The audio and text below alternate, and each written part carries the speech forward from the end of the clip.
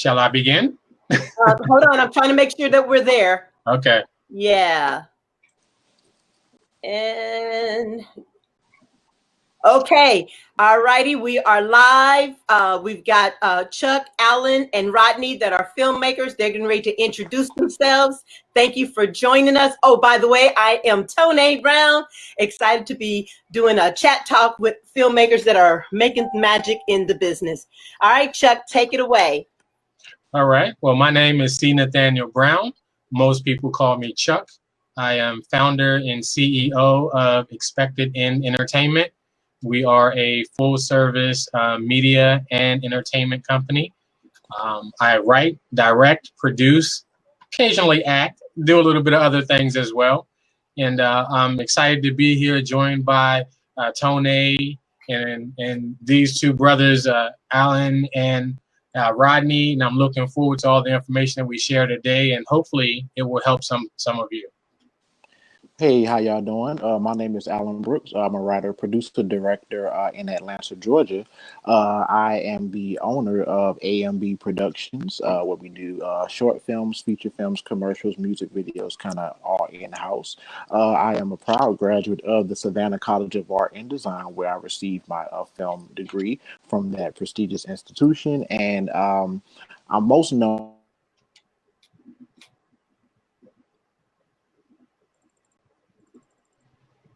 that I did a few years ago in South Carolina. So if you haven't checked it out, check it out on social media. Chick-fil-A commercial. Thank y'all so much. All right. Yes, I'm Rodney Jackson. I am COO of 480 Films and 480 Worldwide, which encompasses media, music producing, networking, apparel, shoes. We do a lot. When it comes to the film portion, I am a director, a producer, do some acting, and editor as well. And myself, Tone Brown. Thank you for following me as you have and been with part of my journey. But as you well know, that I am like these guys that you're about to get some amazing knowledge from. I'm also a filmmaker, writer, director, editor, and all the titles they like to give us in this industry.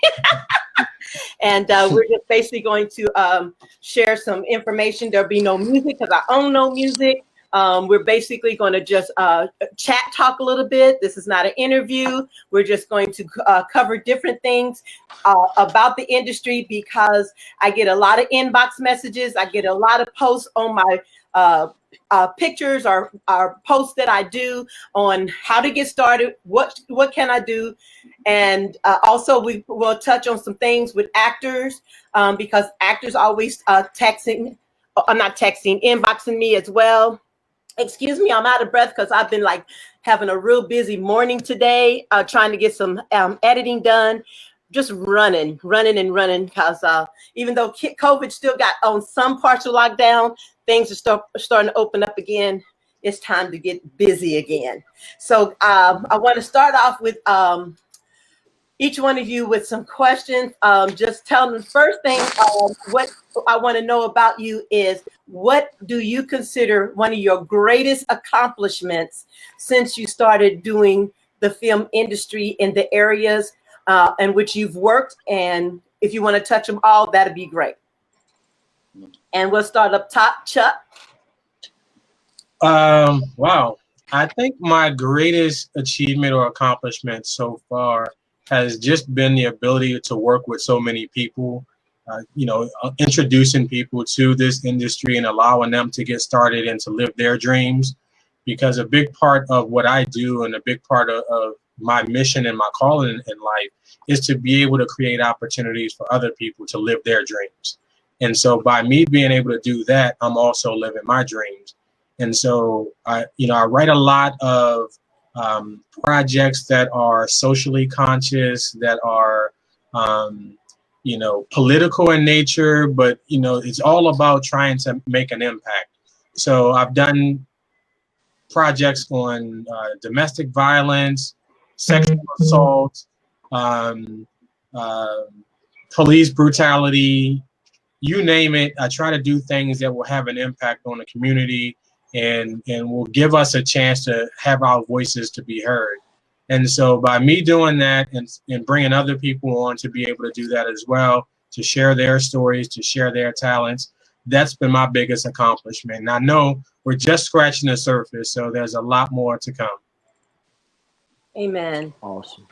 Alan? And for me, I think my greatest, of course, I have a long way to go, but if I can say anything right now, the greatest accomplishment is kind of like Chuck, giving other people opportunities, giving people that look like me opportunities.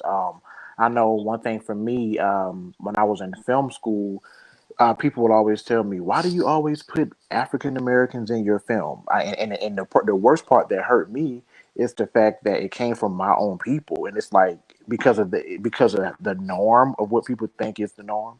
But I think that's the greatest accomplishment for me to be in control of my own narrative and to give people that look like me an opportunity, people who would usually be overlooked. And if I had to give a specific example of something that I'm grateful for, I would say my Chick-fil-A commercial. That was a great commercial. I had the pleasure of directing. It was a regional commercial that I won a Telly Award for, and that film, I'm sorry, that commercial featured people of color because Chick-fil-A is diverse. But as the creator, I had more say so in who was going to be in front. So I'm so honored to say I was able to put people that look like me in a national Chick-fil-A commercial. Yeah. Oh, that's pretty awesome. Congratulations on that. Can I say something real quick, Tony? Absolutely. Congratulations too on the interviews and introducing other people to other filmmakers and directors. I don't know where that stands in your accomplishments, but I think it's amazing. And I'll pat you on the back from over here because we need more of that. So congratulations on that. And I appreciate it as a filmmaker, and I know so many other people do as well. Yeah, that's why we wanted to have him here, and we are going to touch on some of that as we go into our interview, our conversation. Okay, Rodney, we rock it, Rodney. I think I'm gonna go a bit of a different direction. I think certainly giving our people a platform has been definitely amazing. The main thing for me was the fact that just my progression in this business as a whole. I got into this business and I didn't know anything, and I didn't know what I wanted to do. I didn't know where I wanted to go. I didn't. All I knew is that I wanted to know the process. And now, all these years later, to be able to say that I shot, directed, edited my own feature film that is out there doing, amazing. That to me right now is my greatest achievement thus far. I think that just being able to be able to say that. Just be you coming into this business and you don't know anything, and then all of a sudden given the opportunity, by my partner Tavares Wilson, and who constantly driving me to be better and better and better, and to the point where I'm at right now. I think that is probably my biggest accomplishment thus far. Nice. Beautiful. I love it. Okay, anybody want to add anything more before we go to the next question? Because they already know me pretty much. Good. Oh, I'm good. Okay, all right. Sorry, I'm actually multitasking at the same time, so I'm trying to stay in tune. So please forgive me. What is the basic foundation you build your brand on that you want to be known for?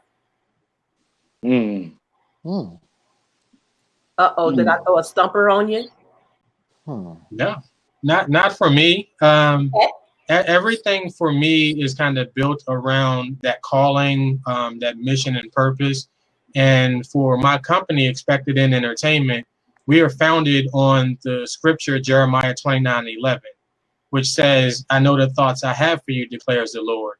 plans to prosper you and not to harm you, plans to give you a hope in a future or an expected end.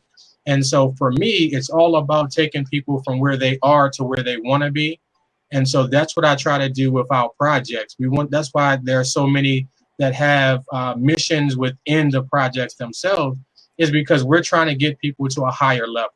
And so those projects are designed to make you think, to make you grow, to challenge you. And so, of course, everything is not going to be that way. You know, you might just have some fun things. It's like, let's just make a comedy. Let's just get people to laugh. Let's break the monotony. But a lot of what I want to do is to be able to challenge people's thinking, to be able to expose things that are going on in the world that you might not sit at your table and talk about. But if it comes across the television, or if you're sitting in a movie, then you see it, then you have to acknowledge it and talk about it. And so my whole thing is about having that impact and being able to challenge people, and also to share those stories and those views that other people might not be willing to do. That's great. And I can say for me, I would say the purpose at AMB Productions, it's a simple model, but it's powerful. Creating content with a purpose.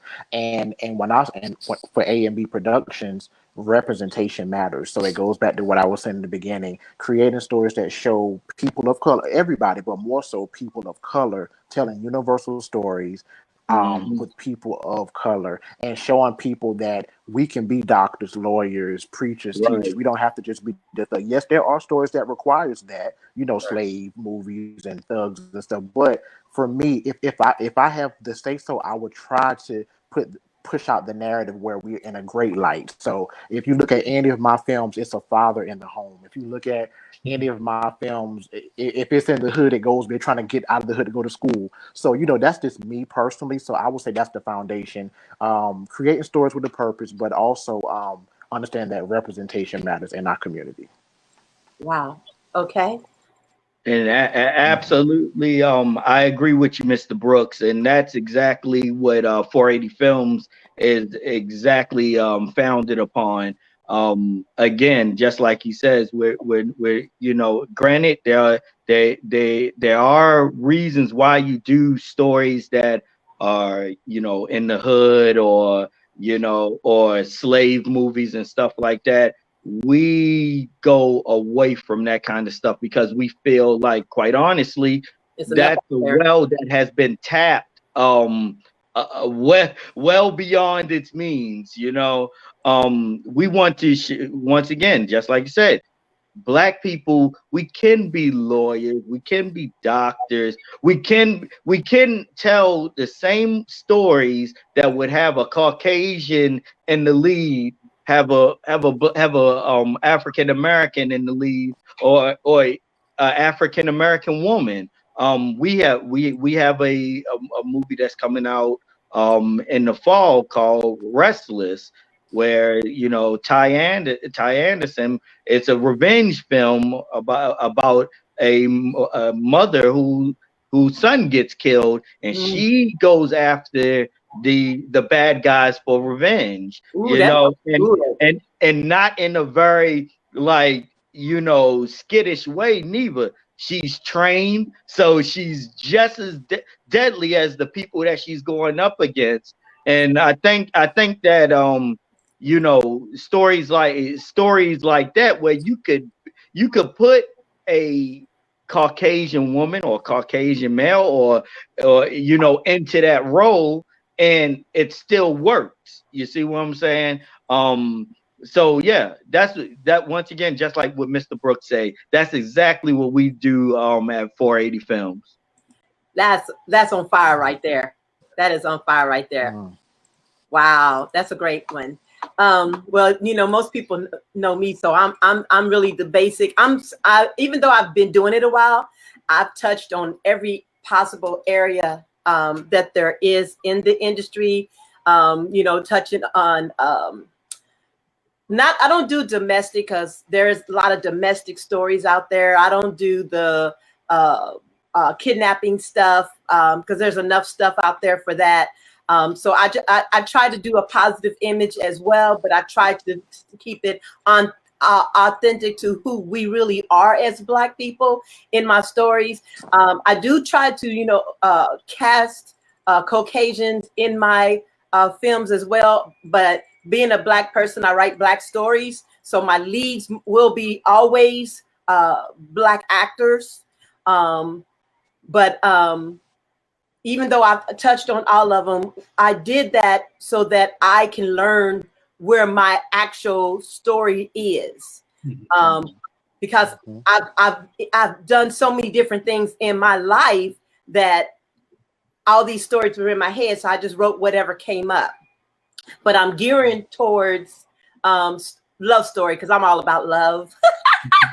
So I want to show good Black love stories. And that's where my features films are directing. I touched on series, and I ain't even gonna lie to you. Rodney, y'all, hey, I ain't a series kind of girl. That is some work to do. Yes, it is. So I just finished 2 seasons of Gavin Hook, and I'm looking to do the 3rd and the 4th. But once I'm done with Gavin Hook, I've made the decision that I'm going back to feature films. My series Whispers, I'm even changing that to put that as an actual feature film instead of a series as I had planned. Because that make I commend anybody that touches on those series, but for me that makes me feel like I'm never done. Yeah, they're tough. Tough. And I'm the kind of person I need to feel like I've completed something. And so that's the biggest challenge I have found in my working in different genres. So that helped me. I'm glad I did it. I can't wait to get it done. But I'm looking forward to getting back into what I know my zone truly is, and that's feature films, telling the beginning, the middle, and the end, and go to the next project. Because I have so many stories, scripts, and projects, a series really delays everything else for me. So I'm definitely love story, definitely spiritual, definitely positive, and I always stay away from drugs, gangs, and anything that considered a negativity towards who we are, because especially with everything that's going on right now with the riots, the Black Lives Matter, and the brutality of the police, or I'm just gonna say brutality of America, because it's not just the police that's doing what they're doing. America's backing them. That's the bottom line. And so, and that is really because of how we've been portrayed all these centuries in our lives, whether it was with TV or without TV. We were portrayed as being nothing, and we are valued. And and that's one of the reasons I fell in love with film in the first place, because I saw it as an avenue to be able to give us a positive light, to take away the fear of who we are, number one, but number two, to show that we are simple, ordinary people just like anybody else. We love hard, we work hard, we interact with each other, we celebrate each other. That's the reason I did the comedy drama I did called Kitchen Talk, because it's showing family having a great time, they having their drama, overcoming the drama, but then they coming into love. So those are the kind of things that are my direction. So I know that a lot of people probably are tuning in new. So I didn't want them to be like, well, who is she doing this? So there you go. So you have a touch of all of us and what we do. So I'm going to continue on into the questions I have. The next thing I wanted to go to is tell your process on your projects, how you begin them, your process to casting, deciding or selecting the project you decide you want to do next, and this is kind of a two-part. If you want me to repeat it, I will.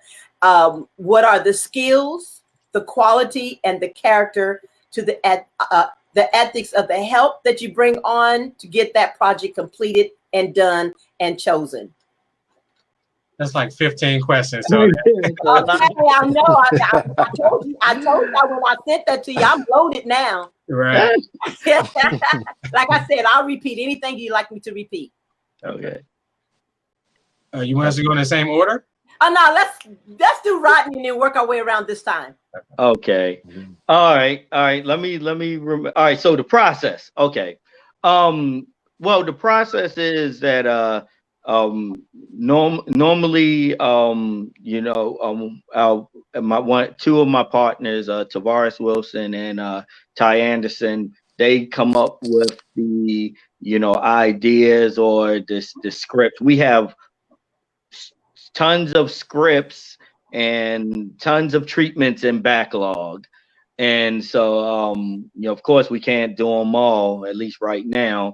So, we sort of got to pick and choose. Now, every now and then, one of them will get lightning in a bottle and, come up with something and, present it to us. And then, we decide as a team whether we're going to do it. Uh, you know, pretty much that simple. We look at the logistics of the project. How will we market it? The end goal, be it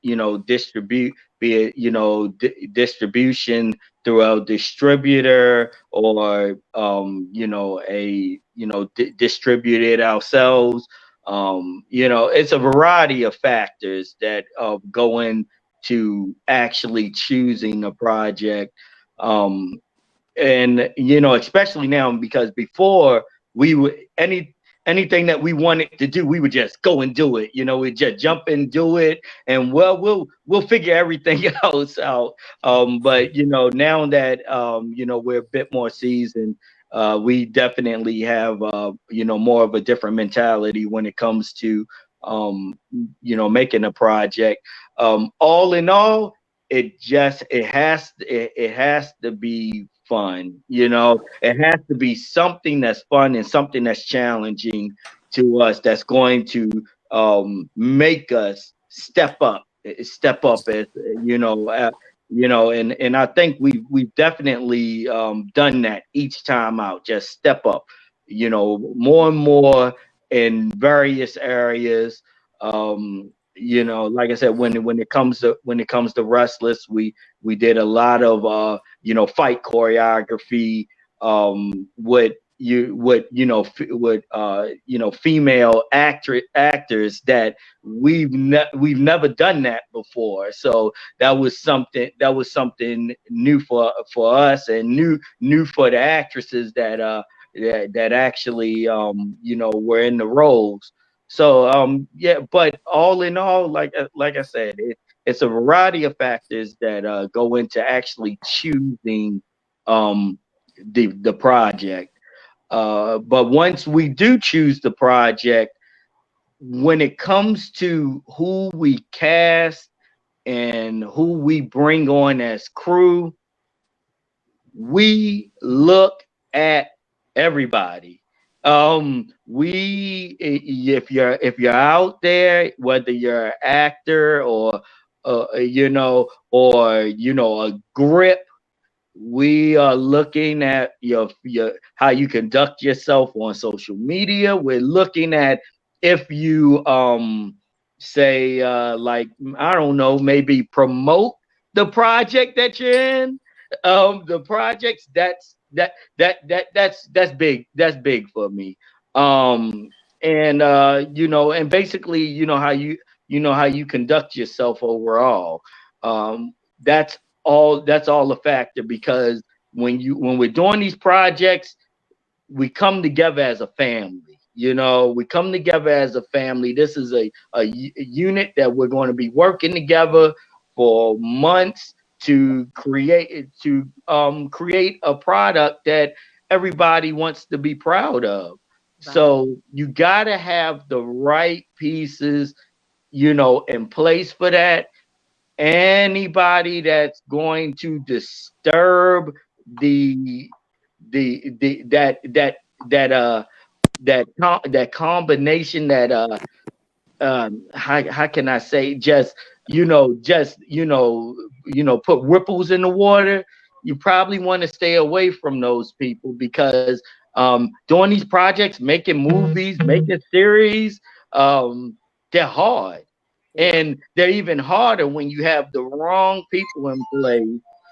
or people that don't want to show up on time, or people that want to cancel at the last minute because they got a Tyler Perry audition. And no, I might be talking from experience there, but stuff like that. So like I said, we look at all of those as factors. Um, One thing that we always push is loyalty, and not just loyalty to each other, but loyalty to the project. You look, when you get involved with a project, your name is on this, your likeness, if you're an actor, is being displayed on this project. So when you want to give it your best foot forward, um actors that tend to just jump into stuff just to be jumping into stuff, we tend not to go that direction. That's the reason why, if you notice, if you look at some of our projects, we will cast the same actors over and over again because we have developed a liking or fondness for those people, and they have been loyal to us and our projects, and we of course want to reward them by giving them more work. So that's pretty much in a nutshell how we do it. That's very interesting, brother. I know for me, my process is honestly fairly simple at AMB Productions. I'm like the writer, producer, director, all of that. The only thing that I do, I hire a DP. I do have a team, and the team is very important for me. But for my work for hire, I talk about my work for hire projects first, and then I work backwards. So when I'm hired for work for hire, those projects are very interesting. I'm gonna be honest on this show. I'm gonna keep it 100 with you. I have a I don't have any. Well, I don't want to say that on the show. I'll take that back. No, I'm just gonna say this: working with other people is very different. That's what I will say. I'm gonna keep it PG. And this industry is very this industry is very collaborative. But one thing I did notice about uh, people that hire me as an independent director for work for hire projects, they don't know how to let go, to be honest. Most of those producers and writers, and they just hire a director. And I know this is not the question, but I have to say this on your show. A lot of times, those producers and writers, they really don't know what they're doing. To be 100, that hire people who have experience and credits, and they get to a point where they don't understand the structure.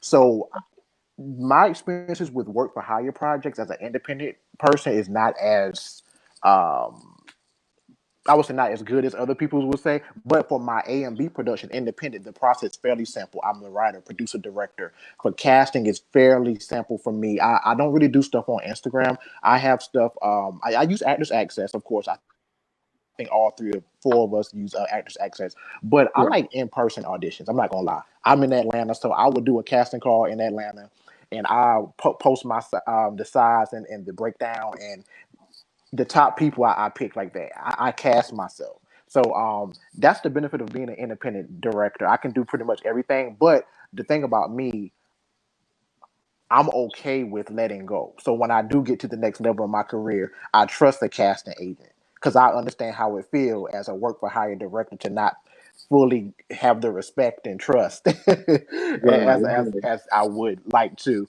My process is pretty simple, guys. I write, produce, direct everything, and I have a good team. Loyalty, like my brother Rodney said, loyalty is big for me. From as an independent director and at AMB Productions, loyalty is very important. I know the question you say, what about the people that you train? Like for people on my sets, I train people. So you can be a college student, you can have no experience, and you can work on my set. Like my brother Chuck Right, said, I like to give opportunities to people. So if you don't right. have experience, I will train you. So that's my service. I'm giving you an opportunity. All I ask is that you pay it forward and give it to someone else. That's all I ask. So, but now certain positions I can't put you on, so I can't make a student be my DP or my AD, but I will make you be my second. I will make you be a PA. I will hair and makeup just to get you that credit and that exposure and that experience. So my process is pretty simple, but my work for hire projects have not been as glamorous, to be 100 with you, but AMB Productions for sure. Great process. Awesome. Wow. Good deal.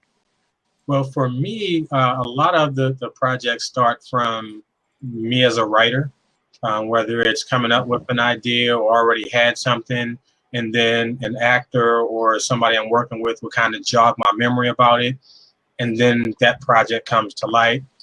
This project, our next feature film, which is called Malachi, that came from a dream I had about two actors in this intense scene. And so the whole film was birthed out of this dream in these two actors. And so I reached out to them, told them about the dream, and I said, I'll get back to you once I develop the idea a little bit. And it ended up being an entire feature film that we're working on right now. And so from there, you know, we started filling out some of the cast, and we actually still have some roles to fill. But, you know, started filling out that way. And then, like both of these gentlemen said, a lot of times you're doing multiple things. So writing, directing, producing, casting, you know, a little bit of everything in the indie world. And so by me being able to do a lot of those things by myself, which I'm trying to get away from doing so much, but it allows me to be able to see that project from start to finish, even if I didn't have a large team, because I know I'm able to do certain things. But as we all said, you know, it's important to be able to have a team, loyal people, to bring people on to help you out, to be able to train people, let people intern, teach them. And then a lot of my mentees are actually doing their own projects right now, which is amazing. So to be able to see them like ask a question one day, be on set one day, and now shooting their own projects is just, it's a great feeling. And so it's easy for us to be able to work together and help, you know, one another out to be able to get our projects done. So with this community that we're trying to build, it is important to have people that are talented, people that are loyal, people that understand the vision, people that understand their vision is under the main vision, so it doesn't usurp that vision, and we're working this thing together. Because if we're able to get this one vision out, then we can turn around and work to get another vision out. But we have to start somewhere. And so for me, I'm a writer first before anything. So the majority of the things that we've done as a team have been from my writing. But I've also started collaborating with other people, you know, directing their projects, helping some of the writers that I work with as a writing coach with their scripts. And then even one of the short films that we did, I had an opportunity to be the lead actor. I'm no actor, but it was an amazing experience. And the project turned out extremely well. And that's called Sacrificing the Queen. And one of the things that we're talking about possibly doing a series about as well. But again, as you mentioned, it takes a whole lot of people to come together to produce something like that. So we have to work out some of those issues. But that's also part of the process. You know, how much is it going to cost to do this? How long is it going to take? Who's going to do what? Are you going to be committed? So all of those things come into play. But what you have to do is be able to find the right people that you can depend on, so that you're not doing the 50 million things that you know that you can do, but you can't do all of them effectively 100%. So that's where I am right now in this process of trying to work with other people so that I can kind of take a few hats off, but still be able to give my contribution, because I know none of us needs to have all the credits to do everything, to be overwhelmed. We just want to be able to create amazing content and be happy with that. And so, again, a lot of what we've done started with an idea I had or a script or something like that. And then it just kind of built from there with the actors or the projects or the timing. Because even last year, we did a project with one of the classes that I did called Mothers of Murdered Sons. And so that was about these four mothers getting ready to go protest the killing of another black man by police. Oh. And so this was a year ago, and here we are now, like right in the midst of it. So sometimes it's just about what you're feeling and when is the right time for one of those projects. So right now, like I said, we're focused on Malachi, trying to finish out that project, but we all have a million projects that are in the waiting that we're just kind of like following up. When is this one going to happen? When am I going to find the right person to do this? And so all of those things take time. We all determine our own process, and then we find the right people to work with on it. And then that helps us to get to the next place. And then as we elevate, as we've been talking about, then we figure out, okay, like you said, Tone, yes, I've done these things, but I'm figuring out this isn't my lane.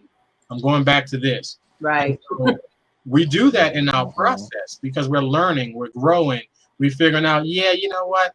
I'm not too interested in doing this horror stuff. Let me go back over here to this romantic comedy.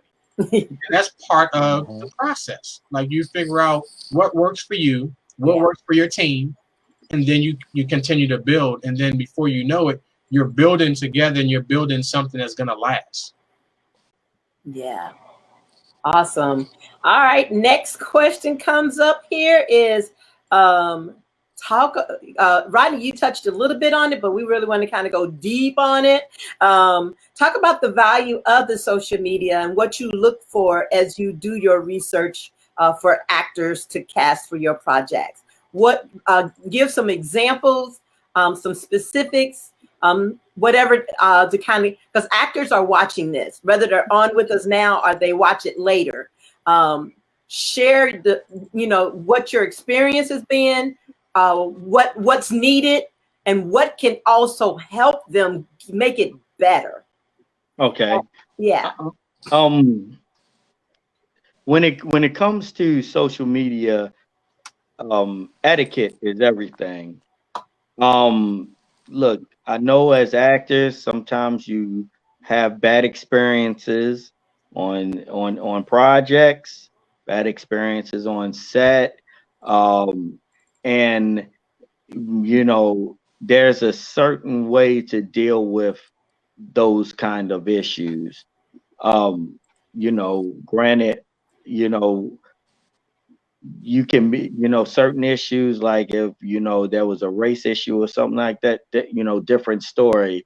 But, when you go on social media and you start talking, bad about, this filmmaker that yada, yada, yada, didn't do that and stuff like that.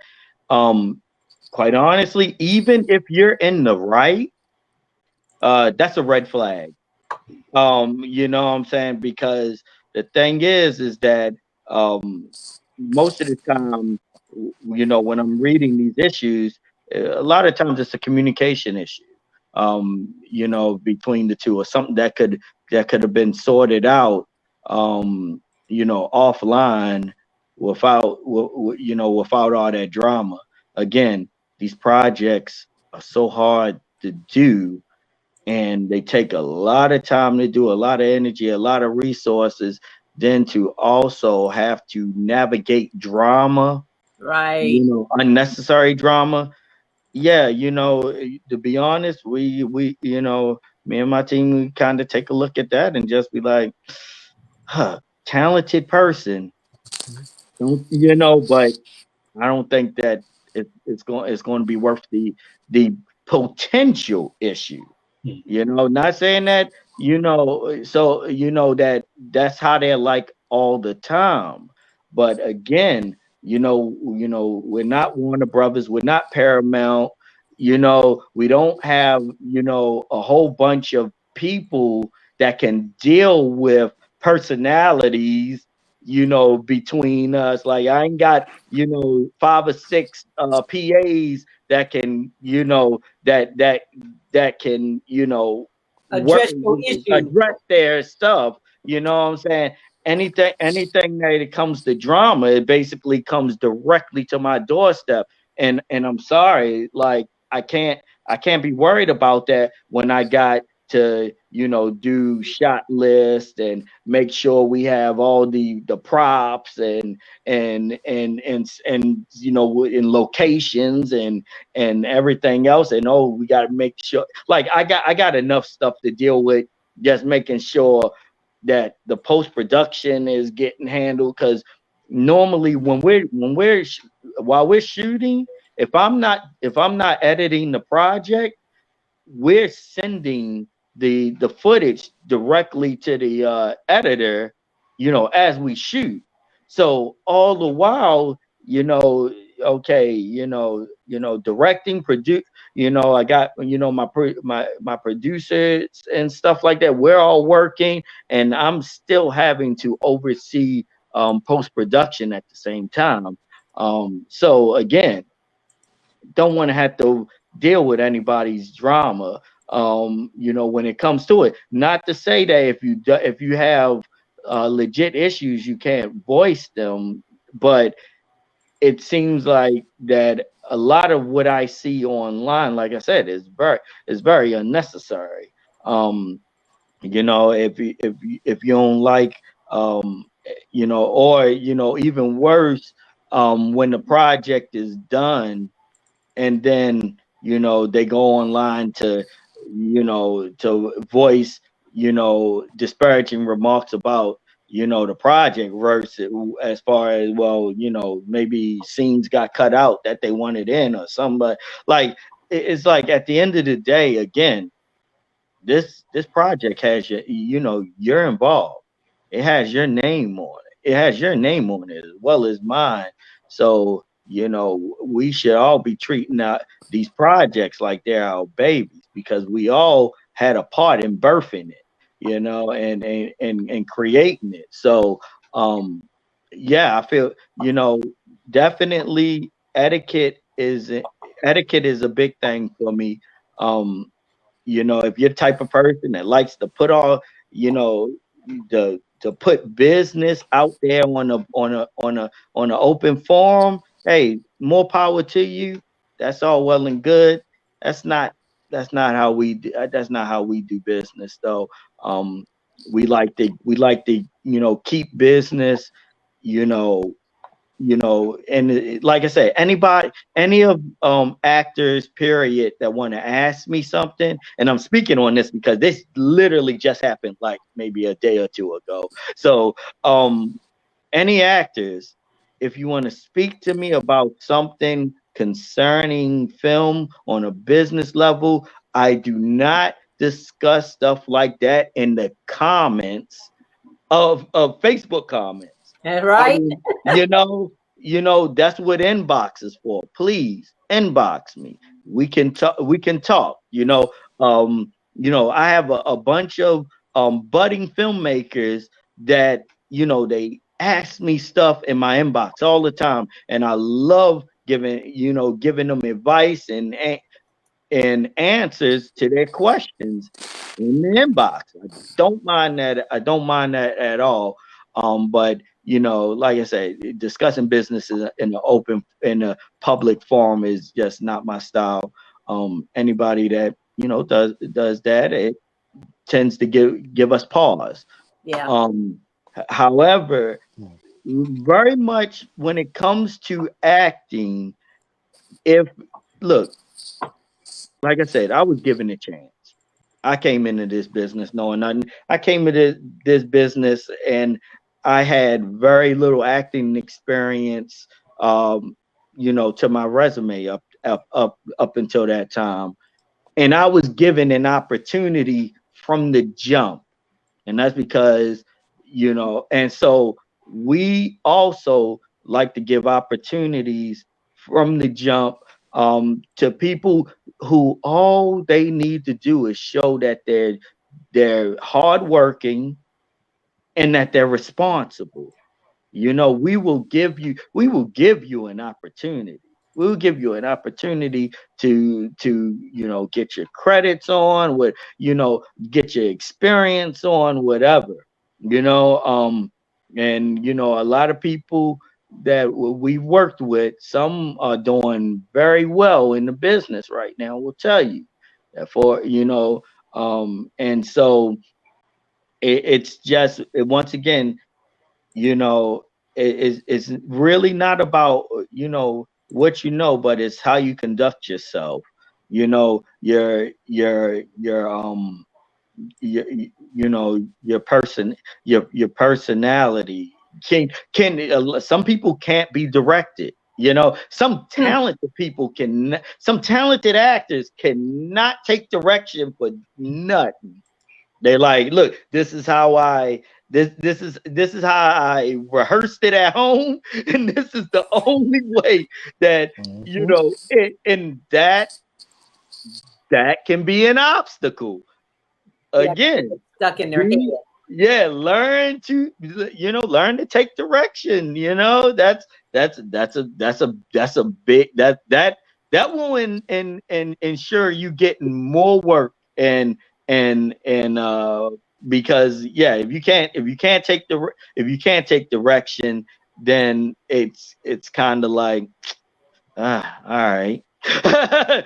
Thank you Because for coming and good night. honestly, because um, things change. Shoot, sometimes the script changes, and sometimes we have to tweak depending on various situations. You got to be just as flexible as we got to be when it comes to navigating obstacles that comes with doing these projects. Right, right. So again, I think that's about it for me personally. I know Okay. if my partners, Tavares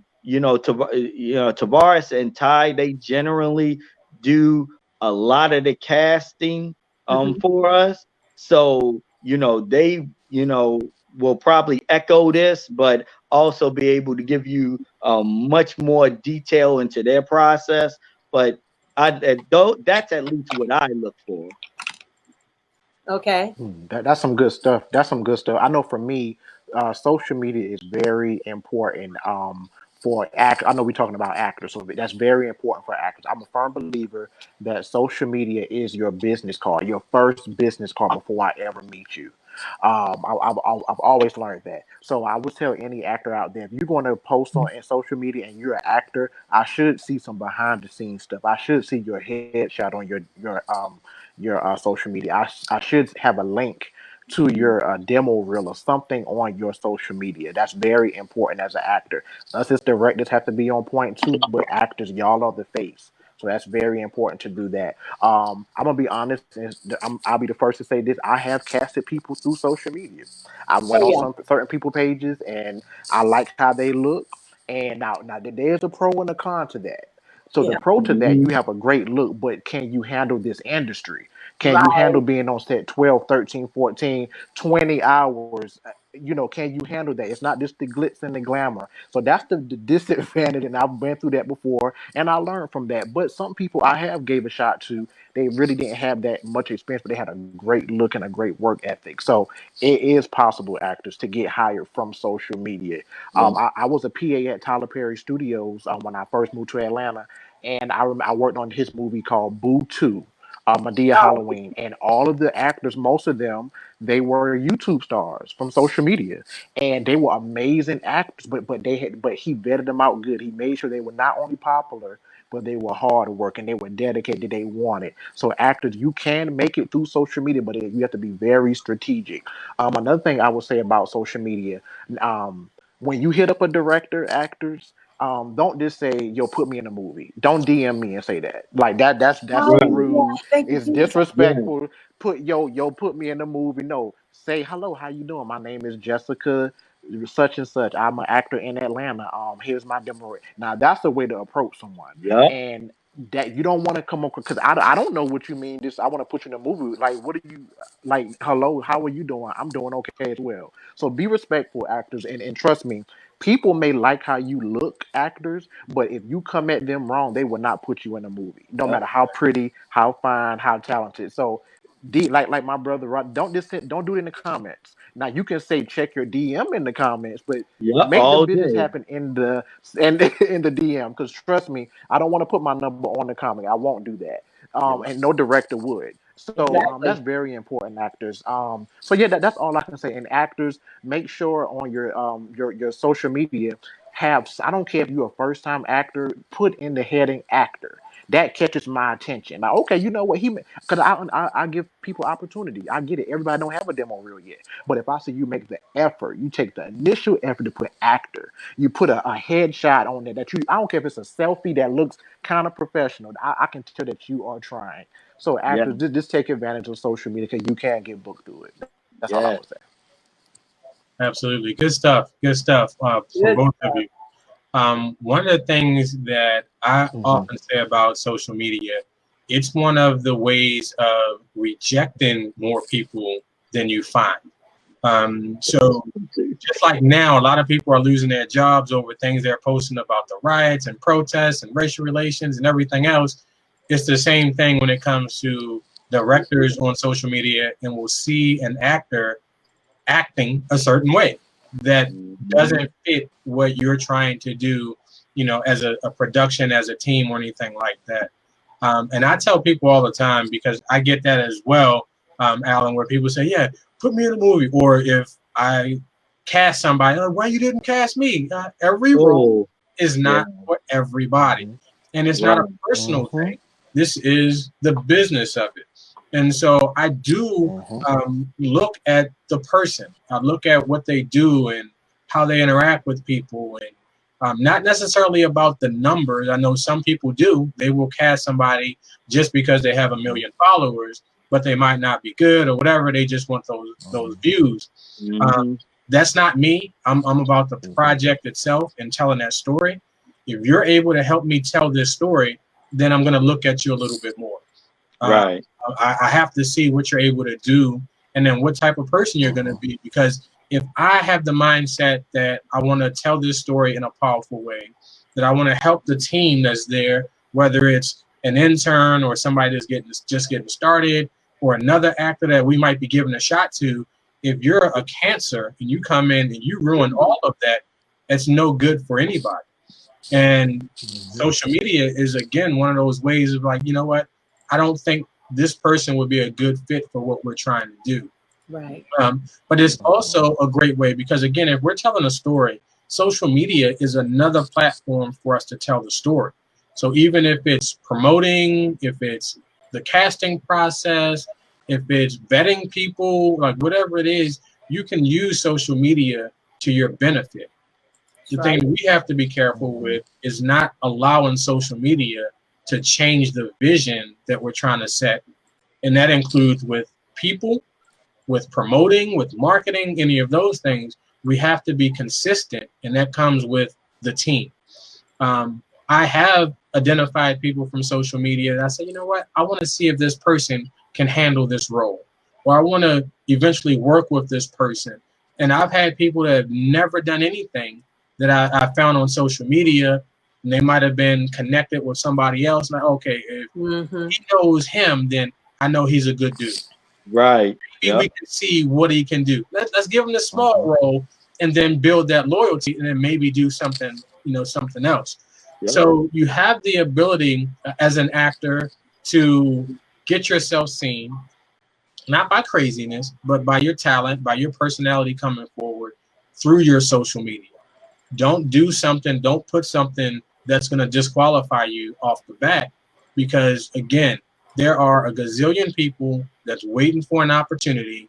Why would we go with somebody that's going to be a headache when we know that there are a gazillion other people who would love this opportunity and will do everything they can to make sure this is the best experience for everybody?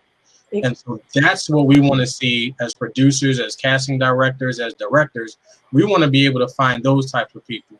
And so it's happening more now with social media. So we will use a casting site like Atlanta Access or Backstage, but we will also use social media. Like, you can't get around it. It's not going to be your only avenue, but it's another good way. So again, like Alan said, post your demo reel, Put it out there that you're an actor. I had someone who was interested in being a model, and I said, well, where are your portfolio pictures? Oh, I'm shy. I'm like, wait a minute, how are you going to be a model and you're shy?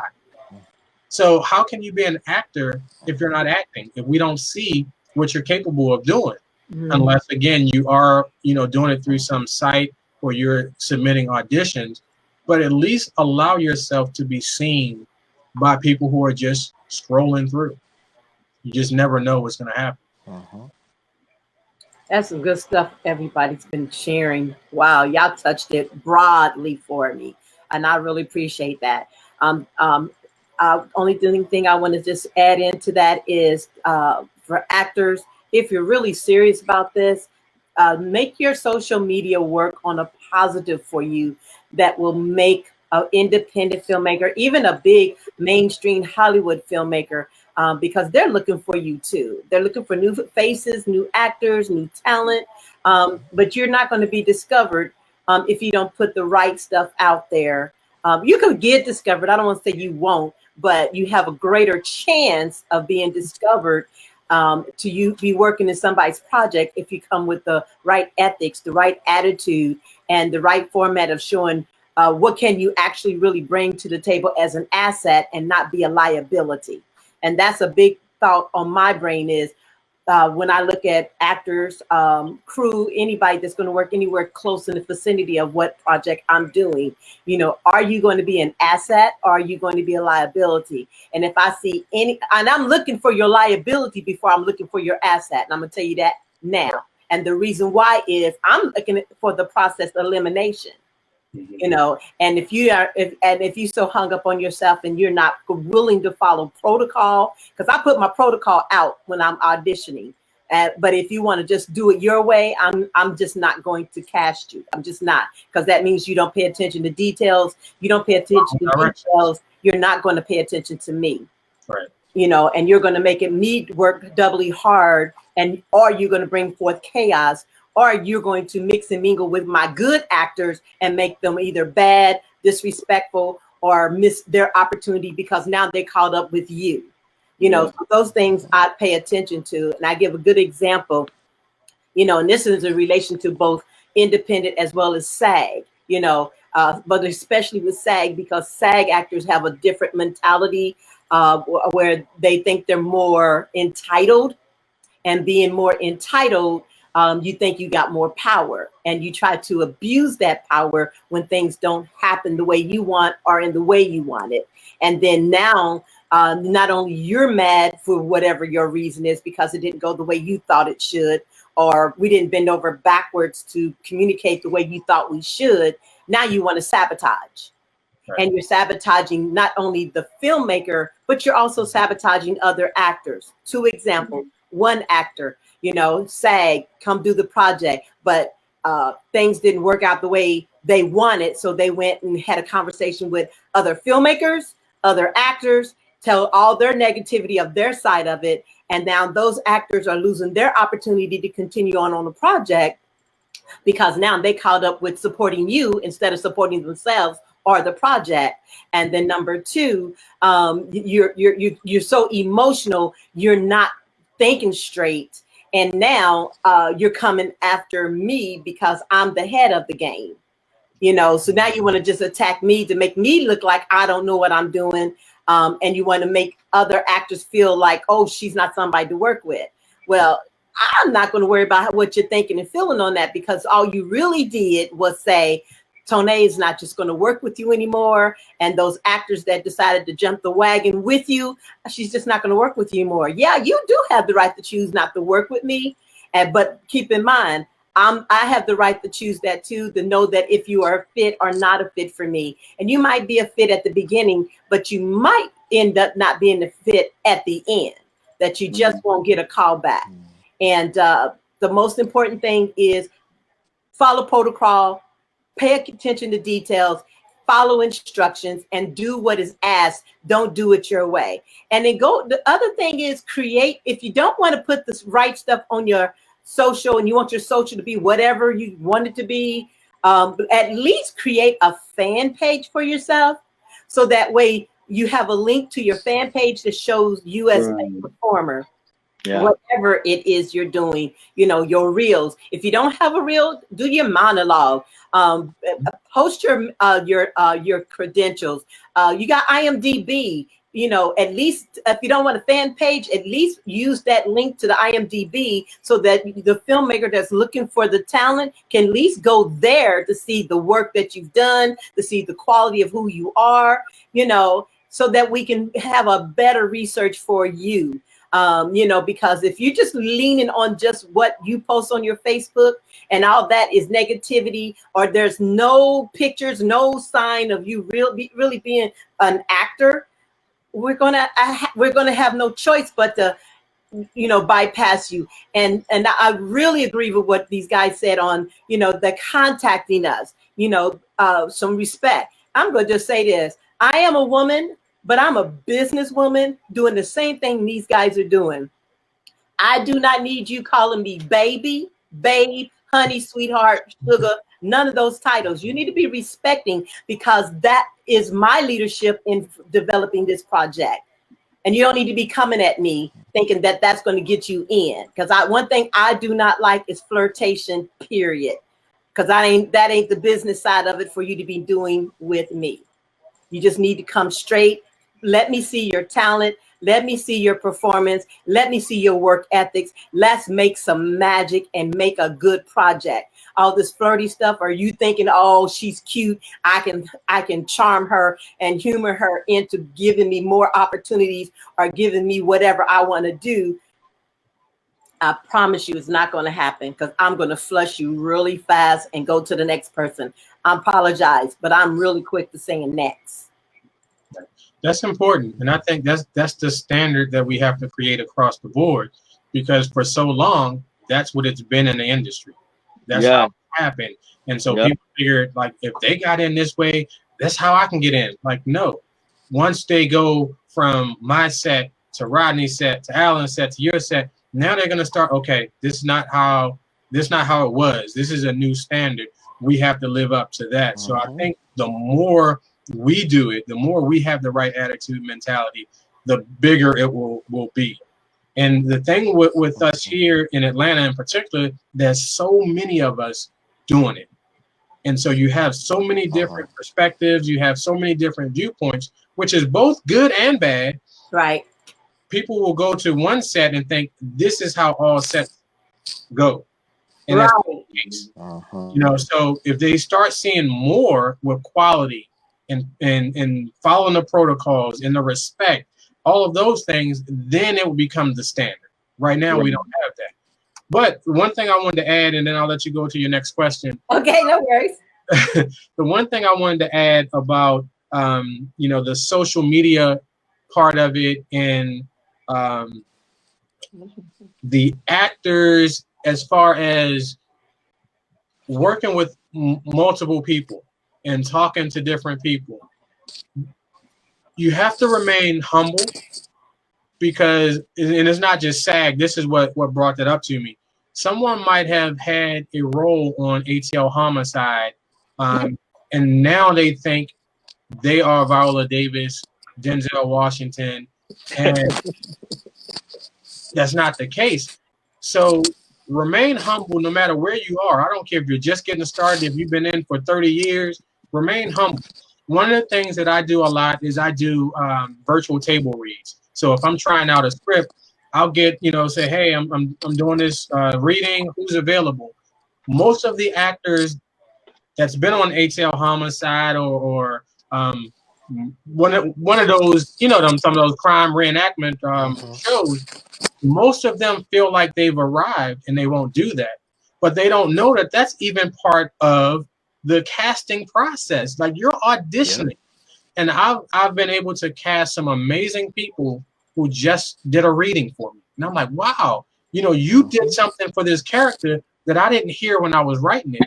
Why don't you do an official audition for me? Right. So I've been able to discover people that way, because some people are just willing to do it. Or they've been different from what I initially saw the character. They didn't know. They just see the words and they read it based on their interpretation. All I want to do is to hear the characters, hear the dialogue, see how everything flows, but then I discover something from them. Right. So the actors have a lot more power than they give themselves credit for sometimes, if they just remain humble and see the opportunities in the opportunity. Hey, say that. I love that. Say that. I love that. Say that. Well, that leads me into the something you just mentioned, because I've always done my auditions virtual anyway. But with this new us coming together, being able to do this streamline like this, and then Facebook upgrading, which is a really nice upgrade. And Chuck, I want to know if that's something that you're using, and that is they have the group watch party now, where you can actually pull it together and put it in a private room and have your actors come in and do a actual table reading. And that has been my thought. I haven't done it yet. So I'd like you to touch on that, if you would, since you brought that up, and give us an idea of how is it working, and what are you, how are you conducting that through that? Are you using Facebook, Chuck? I have not used it yet. We actually tried it to do a book release last week, but I thought we were able to send it live, because that was the thing. We wanted to try to get the group together, but then air it live, and it didn't work. So I've only been able to do a couple of Zoom on a small scale, and then we just did conference call line. So we haven't done it this way on a larger scale yet, like with an entire cast. We've done it on a smaller scale with a short film that maybe 3 or 4 people. Oh, okay. Well, yeah, because I've been watching the intro on the Facebook. I've seen how it could be done on Zoom, because Zoom, if you register, I think you can do up to 20 people or something like that. I don't do large casts like that anymore. That's a lot of work. But I've gotten accustomed to Facebook and everybody's own Facebook, so it seems easier where people can just kind of chime in. But if I have to use Zoom, I will. But that's what I want to do with this next project I'm going to be working on, because it's going to be on a greater scale than anything I've ever worked on before, and I know rehearsal is going to be really important. I'm doing the book of Daniel in the Lion's Den. It's going to be a period piece combined with a current times, where you have the Daniel of the biblical, then you have the Daniel in today's world, and they're dealing with the same issues in their confidence and belief in God, but their interaction with people as well. Nice. So I know for me to deliver something like this, I need to have some rehearsal so that the lead actors will be able to really bring that for serious. Because when you decide to do something biblical like that, you better bring it real and right. And I really want to do that. So that's what I'm saying. It's very important for me to do the rehearsal portion. And I'm using people internationally. I'm using people in different states. And I don't want the budget to be exhausted by bringing everybody in for table reads. Right. So that's the reason I'm trying to, find a better way to do it, where we can all have the script, be online, and they can always stand up and, perform their scene that I can see it. So that's when I wanted to kind of touch on that to see, if you guys have had the opportunity to do it yet, and if it's working for you, or what's your feedback concerning the idea. You want to kind of share your thoughts on that? Well, I know we haven't used the new Facebook watch party for anything like that. We have used it for to have like production meetings and just company meetings as a whole. Especially while everybody is still kind of quarantined. So yeah, we have, and I mean it works. We like it better than Zoom. I'll tell you that. But yeah, as far as like dealing with like casting or anything, no, we haven't used it for that purpose yet. What's the pros and the cons from Zoom and the Facebook for you? Well, The big one is on the free version of Zoom. I think it caps your sessions to, I think it's like 20 or 30 minutes or something like that. Oh, is that what it is? Okay. And Yeah, I do that's know true. that every Yeah. time that we have meetings, we constantly have to, go into a new, room, when the time starts running out and stuff like that. Of course, there is no time cap on the Facebook app. Hey, Rodney, your voice went out. Oh yeah, sorry about that. Call came through, but yeah, there's there's no time limit on the Facebook app. Okay. Not only that, the Facebook app, see, just as far as at least on the Android, just seems to be a much more cleaner looking format as well. Okay. Well, I will definitely be playing with that. Alan, have you had anything that you've worked with that at all, or any rehearsals online? I have not used the Facebook watch party Okay. new thing they have now. I haven't used that. The only thing I have, I'm a little old school with it. I still use something called freeconferencecall.com.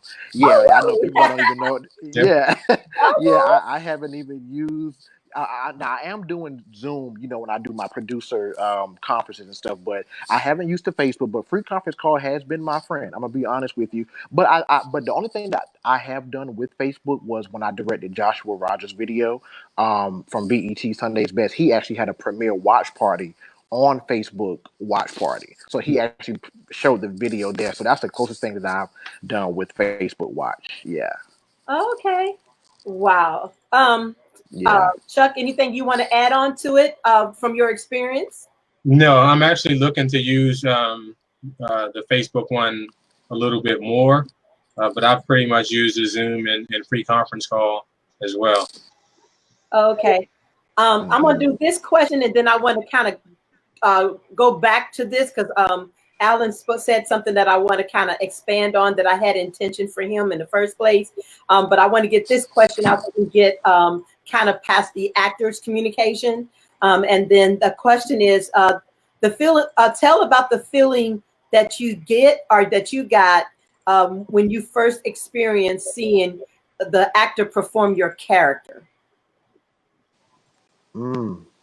You start with me on this one. Go for it. Yes. Oh, okay, cool. Okay, cool. So, that's a great question. When the actor actually fulfilled the character that I wrote, that was an amazing feeling. I can talk about the most. I can't say the. I don't want to make it the number one, Okay. but when I directed my senior project, my thesis film at SCAD, Tommy Ford from the hit show Martin was in my thesis film. That film, it's a very sad film, but he played the father of that film. God bless him. Oh, The I late love that. great Tommy Ford. Yes, yes. And pretty much he embodied the character of the father. I mean, I wrote the character, just like a guy who loves his five sons, but Tommy Ford came in there, guys, and he truly embodied that character. It was a one take shot. And Tommy Ford, a lot of people think that Tommy Ford is just a comedian. No, he is an amazing dramatic. He was an amazing dramatic actor, and it made me feel so good as a director to see not only my words on the screen come in life through the character, but an actor taking the time to um, develop the character, create their own backstory, and that's a testament to a great actor. And when you do the word actors, we can bounce off of each other. Like my brother Chuck said, there's a lot of times when actors can come on set and they create stuff that we did not even write. So I can say that was my most memorable experience as a director, seeing an actor truly embody a character that I wrote. Amazing job, Tommy Ford. Yeah. That's beautiful. All right. Who wants to talk about that next? All right, I I'll kind of want go. to ping this a bit. I'm not. Since I'm not a writer, um, I think I approach this from a different point. It's when I'm reading a script and I'm going over a script, I have a certain vision in mind for how I want to a the voice or the mannerisms that I want certain characters to have. Um, it's very the thing that I do like is, once again, just like Mr. Brooks said, is when somebody brings something to it that I was not expecting, but I absolutely love. Um, and that to me just, is the just it's amazing. Um, Once again, because I'm not a writer, I can't talk about it from the standpoint of a writer, but more so, from a directing standpoint, because we go into certain situations, and it's like, all right, you think it's going to go this way, and then it's just very pleasantly surprised when it goes in another equally interesting way. Mm-hmm. Also, though, there's a minus to that, because it can also go a way you weren't expecting, that is not so good.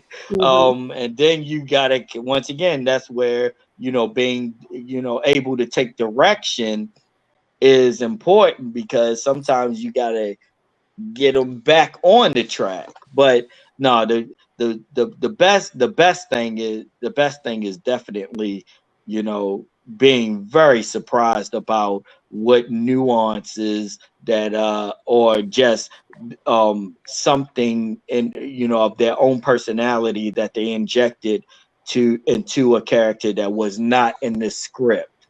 That's fantastic. Right. Absolutely. Well, again, as a writer first, I wrote my first book in 1990. I published my first book in 1996. And I remember the day that I got that first book in my hand. And it was just such an amazing feeling. So now, 16 books later, every single time I get one of my Wow. books, it's that same excitement and that same feeling. So when I first saw a film that I wrote, and then that came to life with these friends. They weren't even actors. I can't even say they were actors, but they made my words come to life. And I remember that feeling the same way when I first published my first book. And then I have three examples, because I have plenty of examples, but three examples.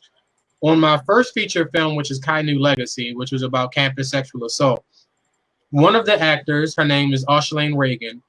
This was her first project. Mm-hmm. And it was a heavy role, because it had to show some deceit, and it had to like carry this underlying story. And I said, you know what? I loved your audition, but I'm not sure. And she said, give me the opportunity, and I promise you won't regret it. And I was like, I'm going to try. And she was my favorite role.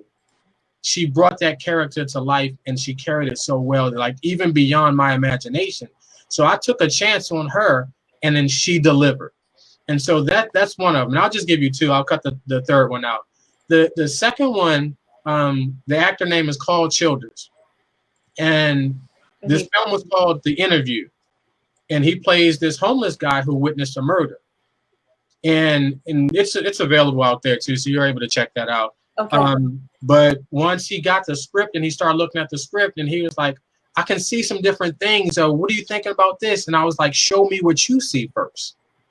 And so he went home, and then he sent me 3 versions of what this character could be. Mm.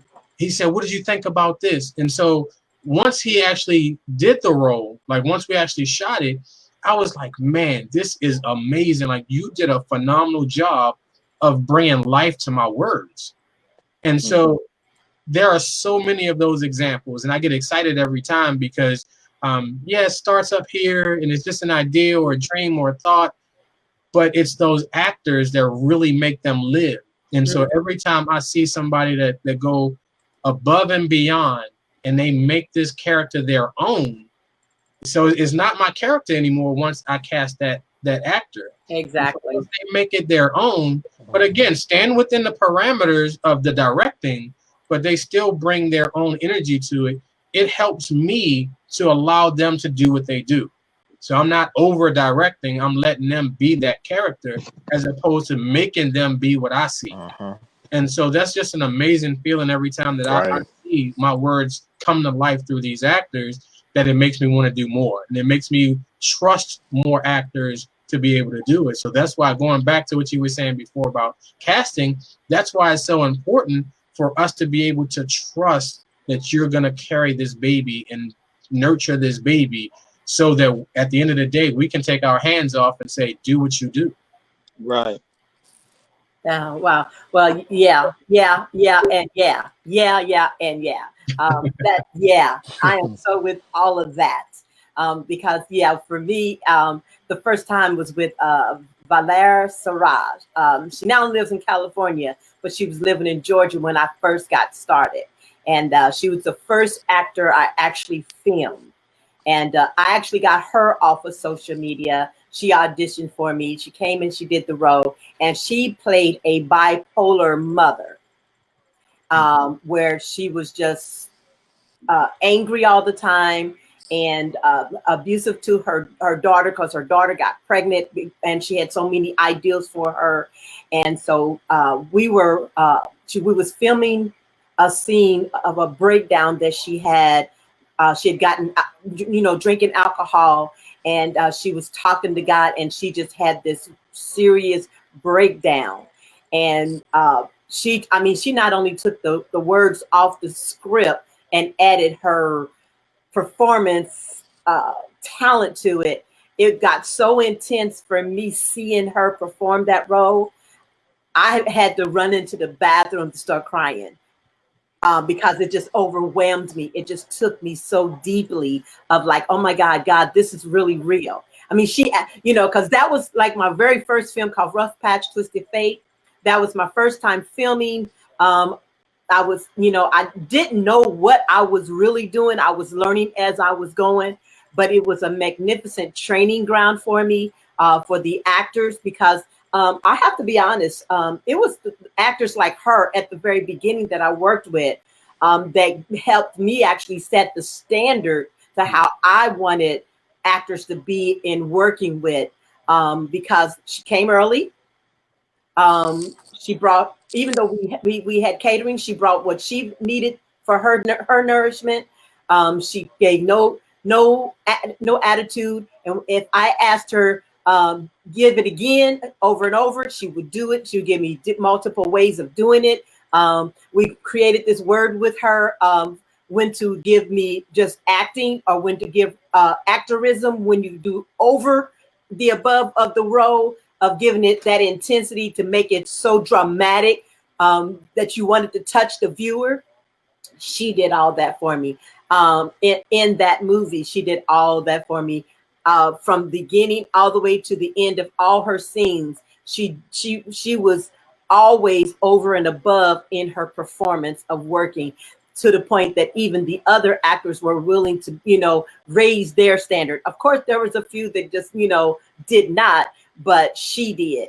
And then the other one I'm going to say was, gosh, I've done so many things. Quentin Clare.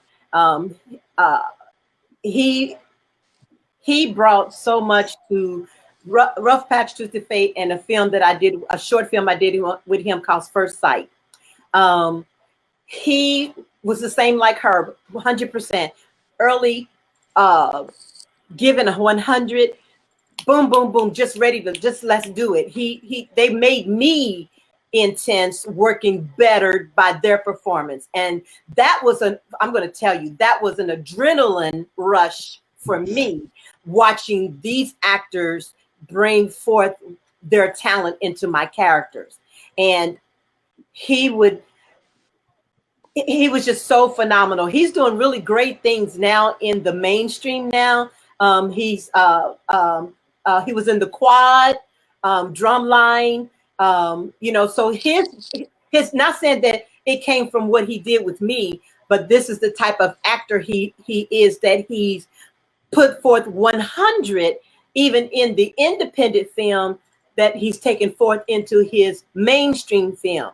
And I point this out because, actors think it's the filmmaker or the director that makes them a success, when really it's you as the actor, performer, what you deliver with that independent filmmaker that really makes you recognizable to take it into the mainstream. So that part I want to put out to say actors, you know, watching this or communicate to other actors, and that is, it is your due diligence as an actor to perform those characters and bring them to life right, to expand your role in other films and other filmmakers to want to work with you to take you into the mainstream of Hollywood. If you're going to downplay the independent filmmaker, make their set chaotic or just not deliverable project well, you're really shooting yourself in the foot. You know, so we want, okay, I do. I want you to take advantage of the projects you work with me. Hone in on your character with your talent with our project, because you not only make our project good, but you make yourself good to go forward to work better in other projects. So don't look down on an independent film. So now I want to kind of expand on that. Actors, what opportunities we are giving them. We touch on it briefly, but I really want to take advantage of this platform here because we're all independent. And that is, we are the foundation for our own industry, for ourselves to grow in this industry, but we also are the foundation for crew members and the foundation for actors. So I want you to give your perspective on what do you see the growth for an opportunity for any of those areas, building from your projects. Do you understand my question? Yes. Okay, run with it. Okay, I'll go first. Okay. Well, I see things a little differently in terms of I see it as multiple films. So I don't see it as just one film. So for me, the actor is a filmmaker. The DP is a filmmaker. The editor is a filmmaker. So we're all of these filmmakers making films into one. So each role that we play is coming together to make that film. But we all have independent roles that if we do them right and it comes together as a collective, then we're able to show what we can do as a team. But that's how you grow in your individual area. So if I'm doing lighting and, you know, that's my only role, like we want to be able to say, wow, I love the way that scene was lit. You know, and that's what's going to stand out as you elevate, as you try to go to the next level. You want to be able to have that commitment so much as a filmmaker. And again, I'm calling every person working on that film a filmmaker. You want to be able to have that commitment to develop something so profound that it stands out. And then if you get nothing else out of that, you say, look how I lit this scene. Or look how I killed that line, or whatever it is.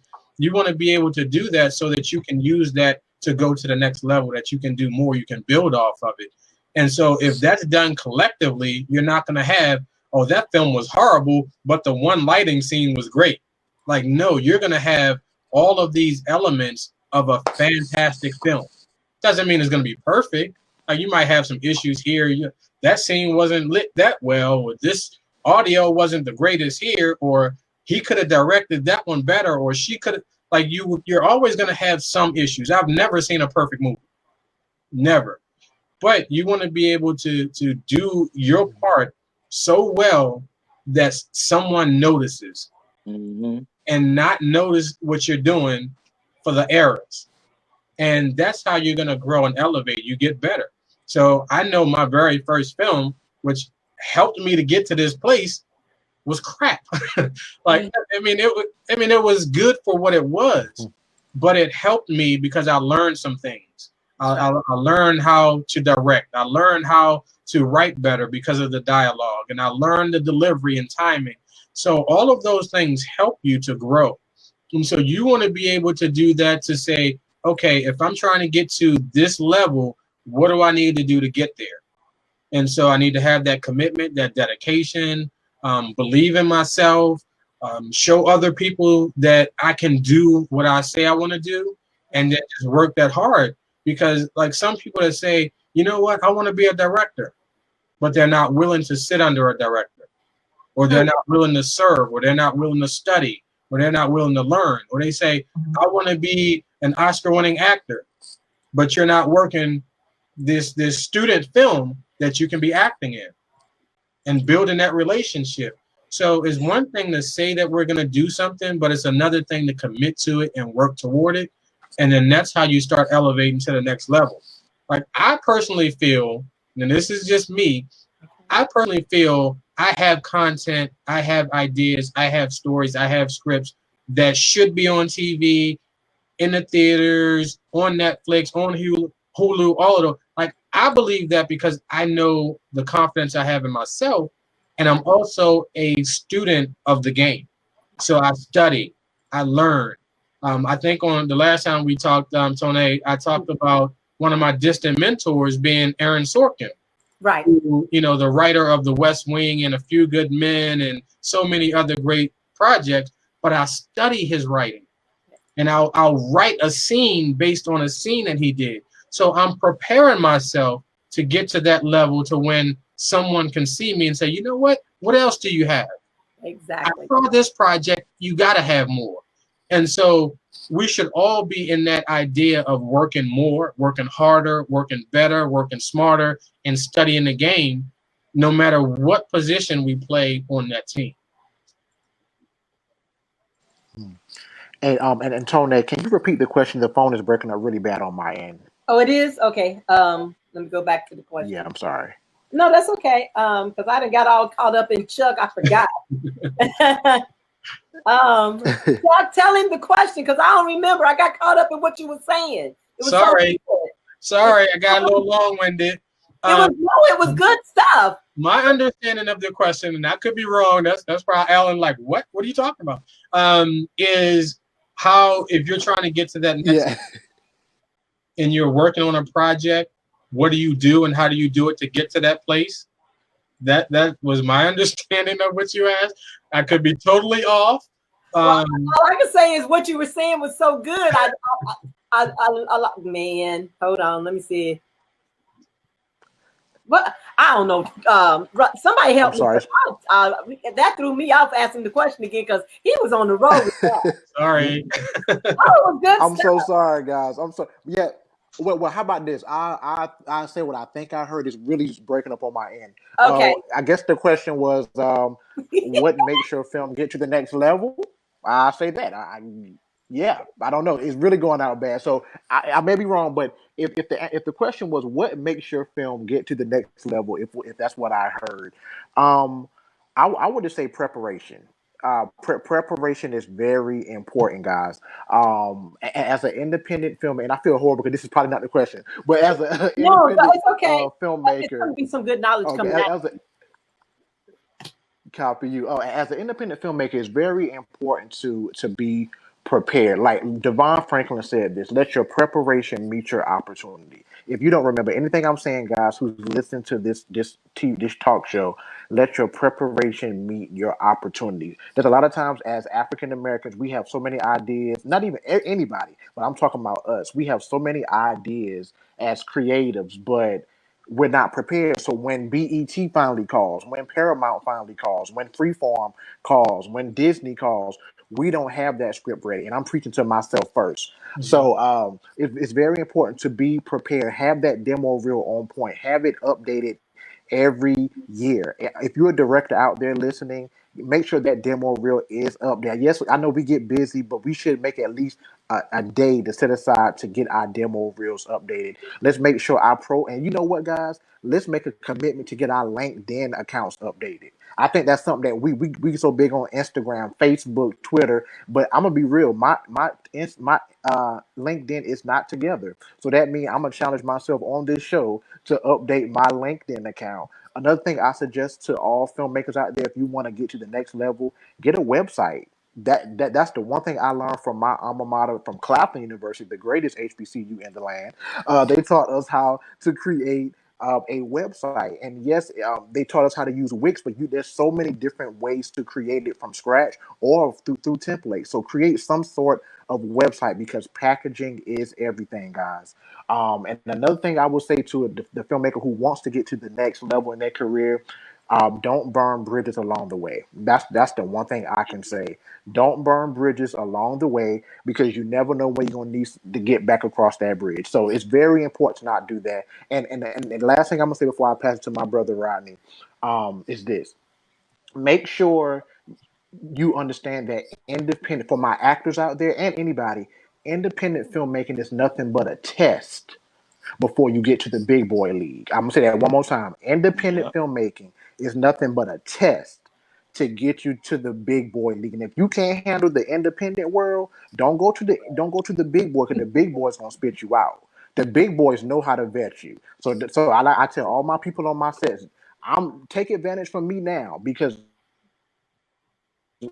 on the next level, those boys don't play over there. So that's the last thing. The question's probably off, but take advantage of that advice, guys. It's very important who the people who are listening today. Take advantage of that. It's good stuff. Yeah, Yeah, that was absolutely. good enough. That was good enough, Alan. That was good Yeah. enough. Yep. Yep. Yeah, no, Yeah. yeah, no, I absolutely agree. I think that, you know, and as I consider right now, what we do on the independent scene. Um, and look, all of us, we're doing some very cool stuff. But at the end of the day, it is all in preparation to one day get to that big dance where you are, doing projects that, cost a great amount of money. That you are doing bigger projects that are backed by big entities. Um, so it's very important that not only on the creative end, but also if you are a doing grip work or a DP or a um a sound operator or whatever. Again, like Mr. Brooks say, you gotta understand that you gotta treat this as just as important as and learn from it, as you would, be, if TP Tyler Perry, you're on his set. Because if you don't know how to conduct yourself on this small set, then when you get up there, you're gonna blow your opportunity. You're gonna blow your opportunity because like you said, they don't play, and they aren't as forgiving as we are. We might give you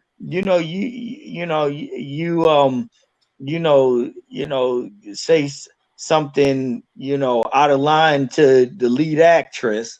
We might pull you aside and be like, hey man, this ain't, cut that out. you know on those sets, they like, hey, you can go home and don't Mhm. come back. So it's very important. While and even for us as creators, we this is where we're learning our lessons. We are learning our lessons in all aspects of the business, right now, and not just when it comes to pre-production, post-production, and production itself, but also when it comes to marketing, when it comes to distribution, when it comes to just the sheer business side Mhm. of doing these projects. We're learning it all because we have no choice. We Right. have to. So that when we do get to that next level, one, we will be able to talk the lingo and be able to tell people exactly what we need and how we need it. a big thing when it came to my progression in this business is when I was working with editors in the beginning, because I didn't know editing, I didn't know what to ask for. You know what I'm saying? So they would give you whatever they wanted to give you because I didn't know what to tell them. I didn't know anything. All I would say is, "Hey, man, I wanted to make, I wanted to look like film." You know what I'm saying? Mm-hmm. Didn't know nothing about nothing. Didn't know anything about coloring. Didn't know, none of that stuff. So I'm looking at, how the films turn out. I'm just like, this doesn't look like what I go to the multiplex and see, you know. But as you go along, you start figuring out, oh, okay, maybe if I would have asked them just to put some coloring on it, maybe that would have been better. Or maybe if I would have shot it in 24 frames per second versus 60, then it wouldn't look like a home video, stuff like, and I'm saying that from just that point of view. Every time we do a project, we are getting better and better, and we're adding, stuff to our toolkit that is going to help us when we get to, the main event, the World Series, the NBA Finals, however you want to put it, however you want to say it. So yeah, but and that's when it comes to actors, when it comes to, anybody that has a role in these films. You gotta look at every single project like that. Always continuously trying to elevate yourself to do better and better in your particular role. Because yeah, when such and such comes knocking, we've done business with, different entities that 2-3 years ago we would not have been prepared for that. Exactly. You know what I'm saying? We wouldn't have been prepared at all, and that relationship would have died a quick death because of that. Years ago, when we thought that we had our stuff together and that we wanted to, get distribution, that we were ready for distribution, come to find out, now that we got it, boy, I'm glad we didn't get it when we thought we wanted it, because then we wouldn't have had no idea how to actually handle it. Exactly. So yeah, so that's I think that's pretty much where I stand on it.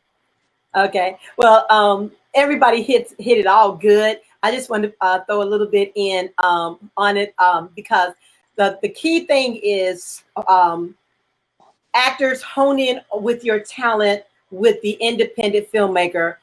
Do your own due diligence of learning how to really perform a role. Look for quality training. Don't look for just somebody that says I'm an acting coach or I'm an acting class or whatever. Do your homework and make sure what they're teaching is in alignment with what you need to hone your craft to deliver those characters.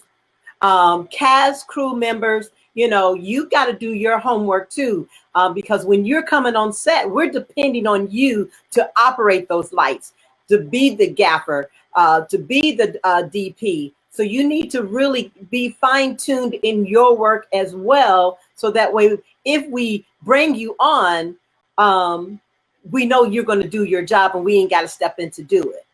Like I've said on previous videos doing this, I learned every aspect of this industry so that way I know what to expect from who's working on my set.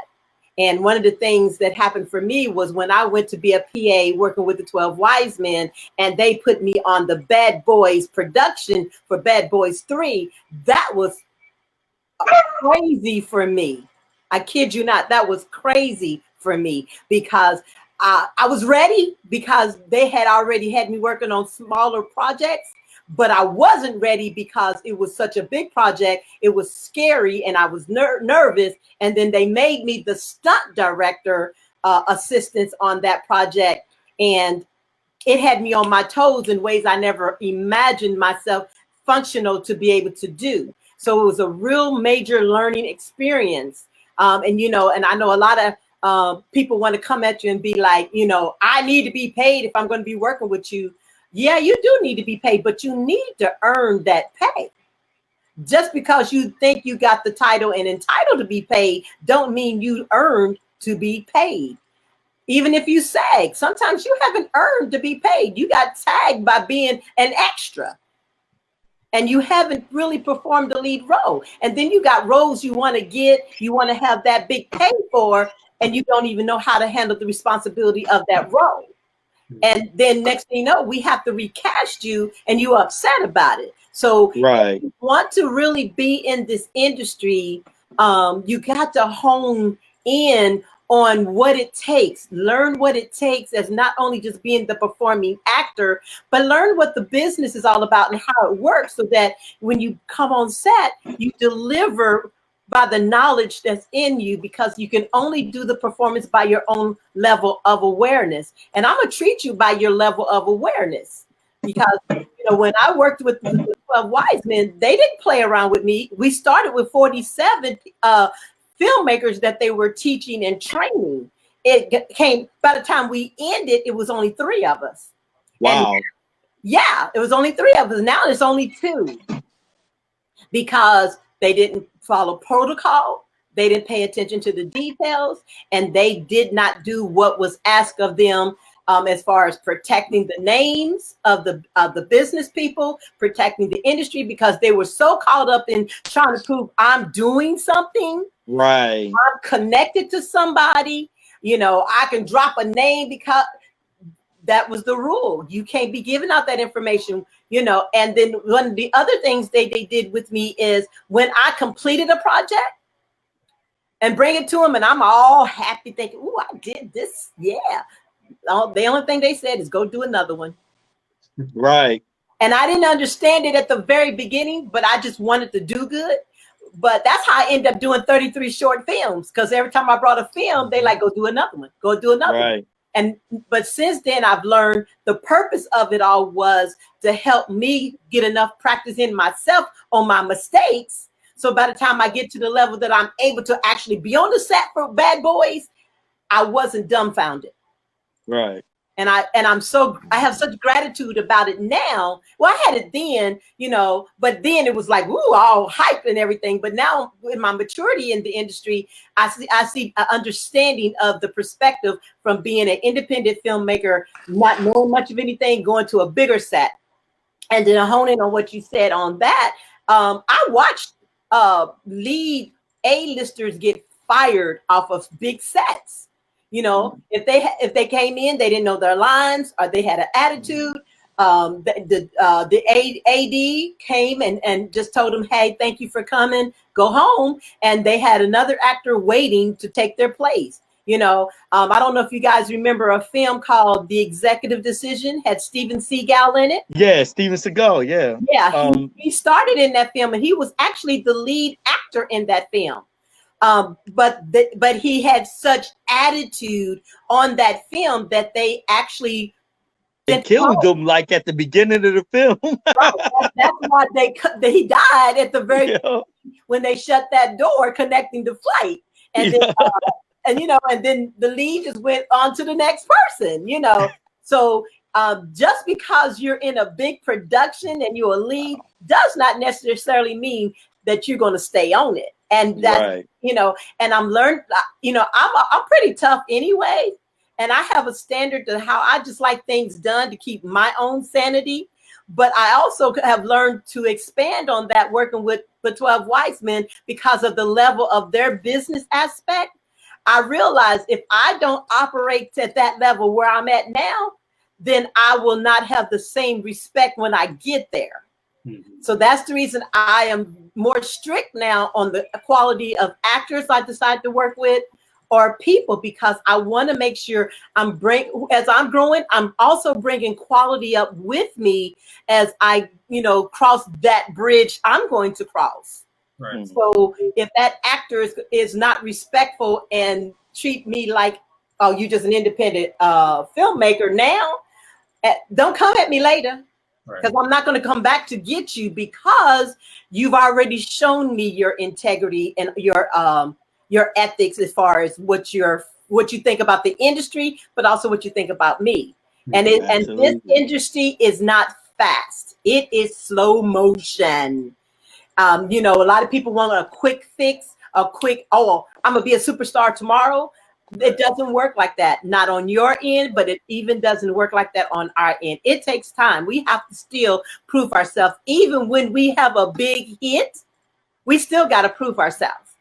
All day, every day. So when you come on set or come into the project and you want to bring your mess into it, your mess becomes our mess. So we have to make an executive decision of, is your mess worth working with to keep it going, or do we have to just let you go? I want to move into a little bit into distribution, and then the interviews that Alan's been doing. I want to chime in on that, because I've been watching it, and you're doing such amazing work in that.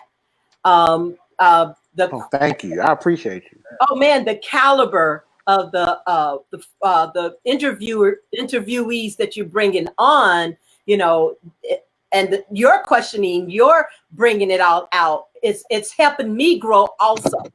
So I want to also say thank you for that, because your platform is helping me to mature in this industry through the knowledge you allowing to be exposed through these other talents. So I really just want to say thank you for that.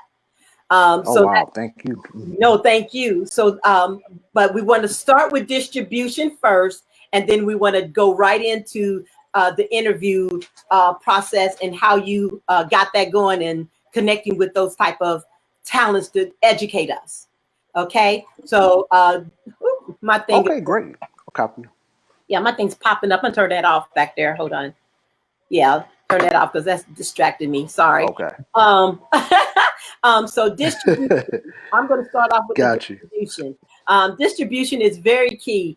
No matter what you film, what actors you have, you still have to have all that in fine tune to be great production for distribution. Yeah, we have YouTube and all these things that we can put it on, but those projects that everybody's a part of, whether you're an actor, cast, or crew, that project defines our path.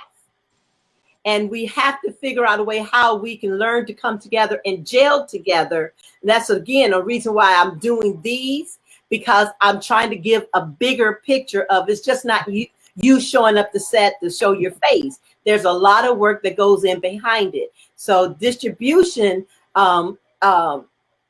is really big for us, and it needs to be big for you in how you deliver and be part of any filmmaker's project, not just the ones that, because I know a lot of you are reaching out to them talking about, I want to be cast with you. I saw you on Tonay's thing, and I'm a good actor and this and that. Well, if you're gonna do that, don't drop my name. Don't go on your own merit. Don't drop my name. I had somebody send me an email telling me they dropped my name on something, and I'm gonna tell you, my head immediately went to heat, because you don't even know me personally for me to use me for your credibility. So don't use my name. Build your own platform to let people know who you are. Dropping names is not a good thing, in my opinion. Drop those names when you at the right time, when it makes a difference, not just so you can look good. Does that make sense, guys? Yep. Yeah. Alrighty, so let's touch on Mm-hmm. distribution. Distribution for me, I've been working with Amazon a great deal, some things with Netflix. I'm really big on YouTube now. I'm learning so much more about the different level YouTube's taking it and their channels. So those are some good ones as independent that you can get your work out there to get yourself well known and developed. And then I'm working with, I've been doing some connecting, working with Am Busy on TV, which is through Demetra Stewart. She has a really tremendous platform. Look into her, guys.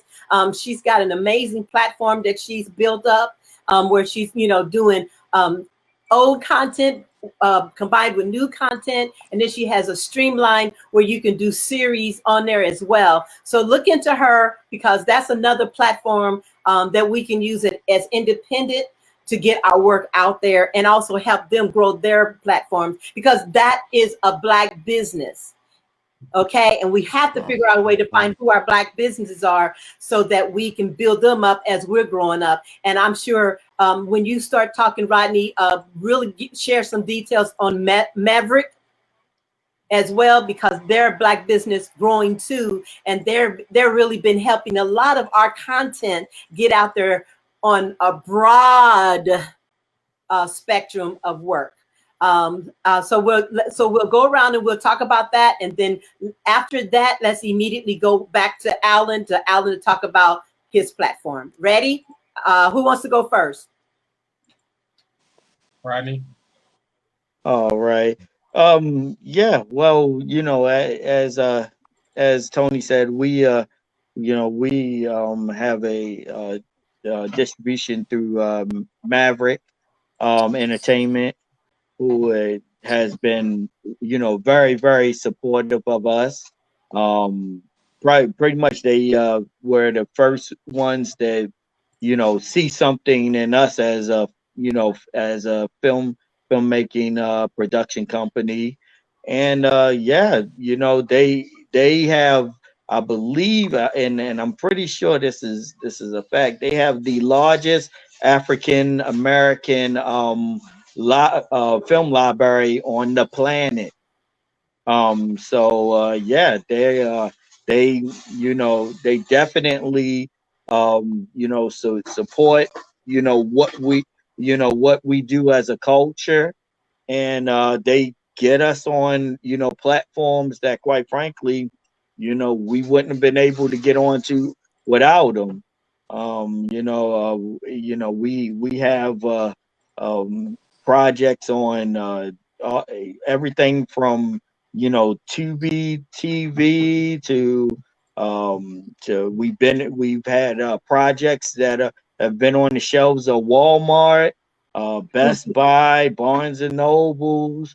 Um, I'm quite sure there's plenty other ones that I don't know. They do, they do international. Like it's, I've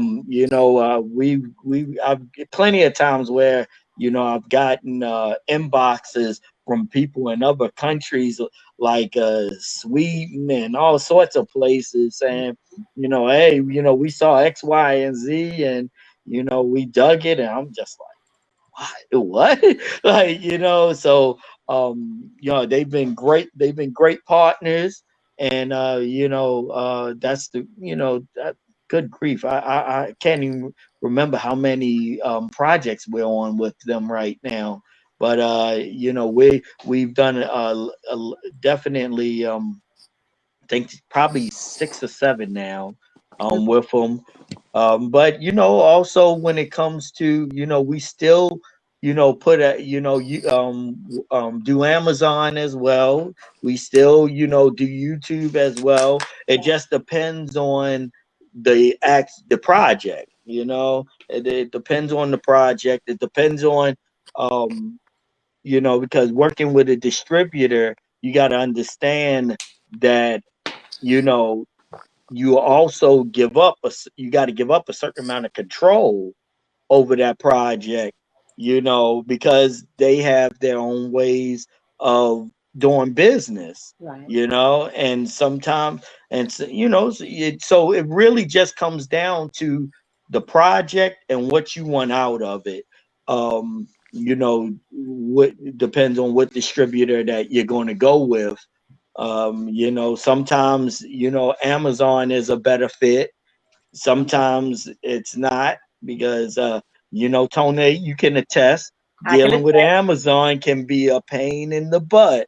Woo! Um, and but it's a certain amount um of I would say prestige having the Amazon having it up there. Mhm, With YouTube, hey, do what you want. You maintain full control over it. mhm.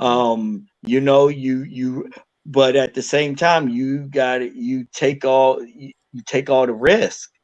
You take all the risk. All the Um, Dealing with a distributor that believes in the project and that believes in your talent, they're willing to take risks to get your project out there, That's right.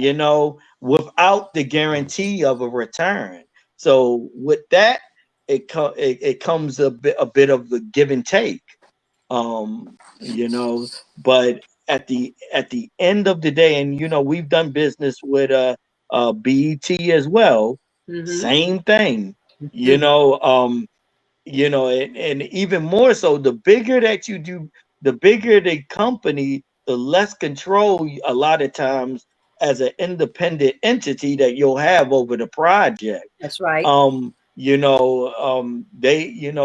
The project that we had on BET, they determined where it was going to show, when it was going to show, and If it a was lot going of to times show. they don't tell you.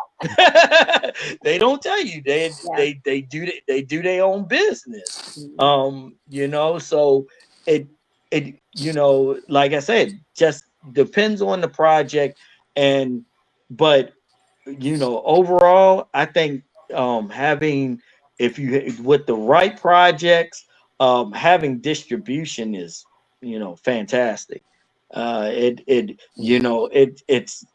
really makes you feel good when you get those numbers and you're like, oh my goodness, like all these people have watched this project. Because overall, at the end of the day, that's what we want our projects to be seen.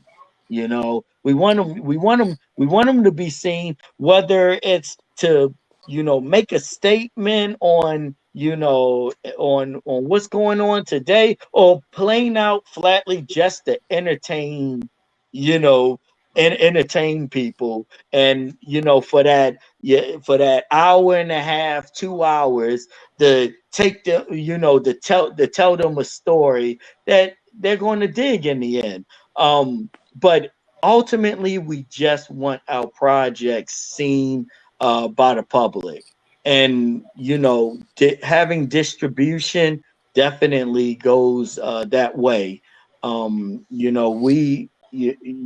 And so, yeah, we are very appreciative of Maverick, of um, Doug Swab, and Erica Barberi over there. They do their thing. All That's righty. awesome. Congrats on that, brother. That's great. For me, I can only speak very briefly on distribution, only because I deal more so with acquisitions for TV. So I haven't had anything on Amazon Prime, Netflix, Hulu, um, Crackle, and I've seen some of y'all movies. I'm so proud of y'all. I'm so proud. That's so dope. But y'all saw some of y'all stuff on Tubi and Crackle. But for me, I haven't done that yet. But I've had films on Aspire TV, and I've had films on Revolt TV. So that's a little different, but it is distribution. So It filmmakers is. out there, that's called acquisition. So Mm-hmm. acquisition is a good thing because you have rights, and the best part about my deals, they're non-exclusive. So I'm not Mm. exclusive to just Aspire TV. I'm not exclusive to just Revolt TV. I can have my films on BET, whatever. So that's what that is, guys. For Yeah. people out there, it's called acquisition. And when you hear the word original, that's a movie that they created from scratch through Netflix or through Hulu. I will get there soon, and my colleagues on here as well. But for me, I can't speak too much on the Maverick and all the other. But one day I will have some feature films trying to kind of work with Maverick as well. Um, Another thing I want to say about distribution. Well, actually, that's about it. Yeah, 'cause mine is really simple. The only thing I can say about distribution from a TV perspective, though, make sure your specs are in point. And I guess that's the same with y'all with Yeah, yeah, for sure. Prime and yeah, same thing with specs. Yeah, but for TV, they're really strict. It's a certain format, and I'm an Yep. editor, but I'm not a professional editor, so I can Exactly. talk Yeah. to my editor and tell them what they want. So if you are trying to get into to television acquisitions, the spec process is very interesting, and it has to be a certain way. And but the best part is if you can have your choice, guys, try to get acquisition. If you are an independent filmmaker, you will be able to have almost all full control. So that's all I can pretty much say about distribution on my part. Awesome, awesome. All right, Chuck, talk Yeah. to us. I'll keep mine short as well. Um, I think the first thing for an independent filmmaker, we have to realize that we have to have a film that's worthy of distribution. That's the first thing, because a lot of times we think everything Mm-hmm. we do, everybody should want it, and that's just not the Right. case. And then the second thing is we have to have realistic goals with that, because a part of that is going to be in where you want it, what type of distribution.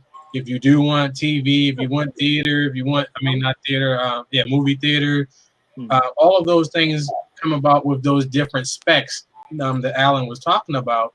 So Mhm. if I know that creating this project Malachi, if I know that my main goal is television, I need to be studying their specs. So I'm not going to shoot it as if it's just for some streaming platform online that's different, that doesn't have any of those requirements.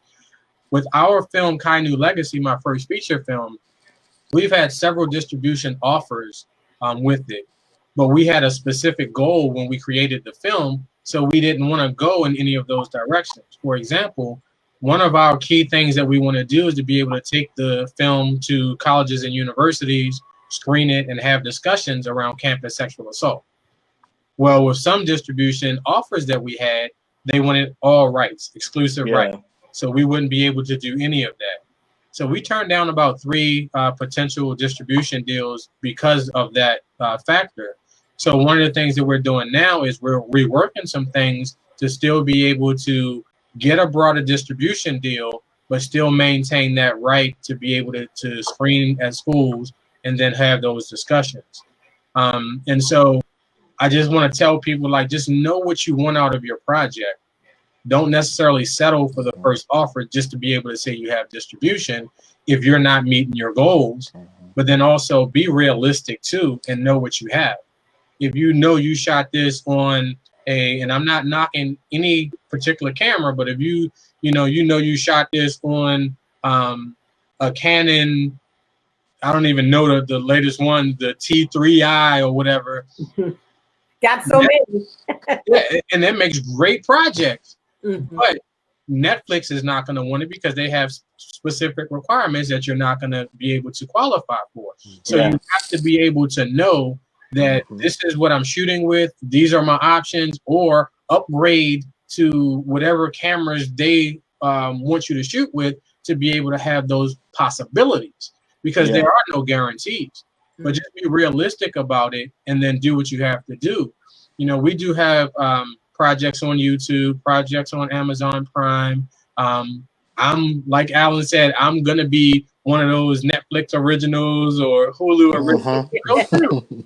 I know That's right. That's right. But in the meantime, do what you have to do. There are plenty of platforms to expand, and that's the Roku channels, the Demetrius channel, like you're talking about, Tony, and so many other opportunities for you to get more eyes on your projects. Right. And that is distribution. Yes. So there are different levels of distribution and different types of distribution. And then don't overlook international distribution. You might not be able to get a distribution in the United States. It might not be on BET or Revolt. It might not be on Hulu. But if you get distribution overseas as well, then you're still have distribution and more eyes are getting on to your project. And they love American entertainment too, man. Yeah.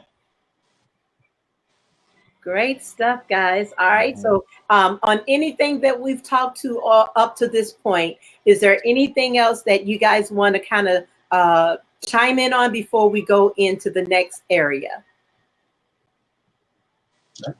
Y'all good? We touched on it. Okay. Mm-hmm. So, Alan, we are ready for you to kind of go in and share some information. Let me just take that down. Okay, definitely. So share with us. First, we want to know is what was the brainstorm behind doing that made you want to do that, and then what was the steps you took for yourself personally to create it, connect it, and get the people to interview. Got you. So to be honest, it's not a crazy journey. I know people like, how in the world did you do? Honestly, the pandemic started, and I was actually listening to a lot of other people's platforms. You know, different people giving advice on how to stay productive, motivated. You know, when the pandemic first started, everyone was home, stuck in the house. And I was like, you know, I honestly was bored one day. I'm not even gonna sit here like I didn't have this crazy idea. I was sitting in my room and I was like, you know what?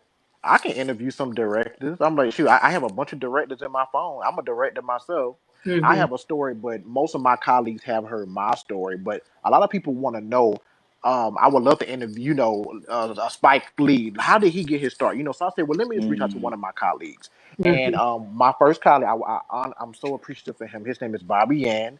He is an Uh, Emmy award-winning director, amazing yeah. director. And I just hit him up. And honestly, to be the first episode was on the film. I called him out 2 hours before, and he said he would. I begged him to do it, and after that, it was hard at first, guys. I'm not gonna lie. Bobby was the first one, and my second director was um Orlando Bishop, amazing director, TV One director. But after Mm-hmm. that, it was a little hard to get directors because people didn't really know. They know I'm an independent director, but people don't want to take an hour out of their time, even though Right. it's a pandemic.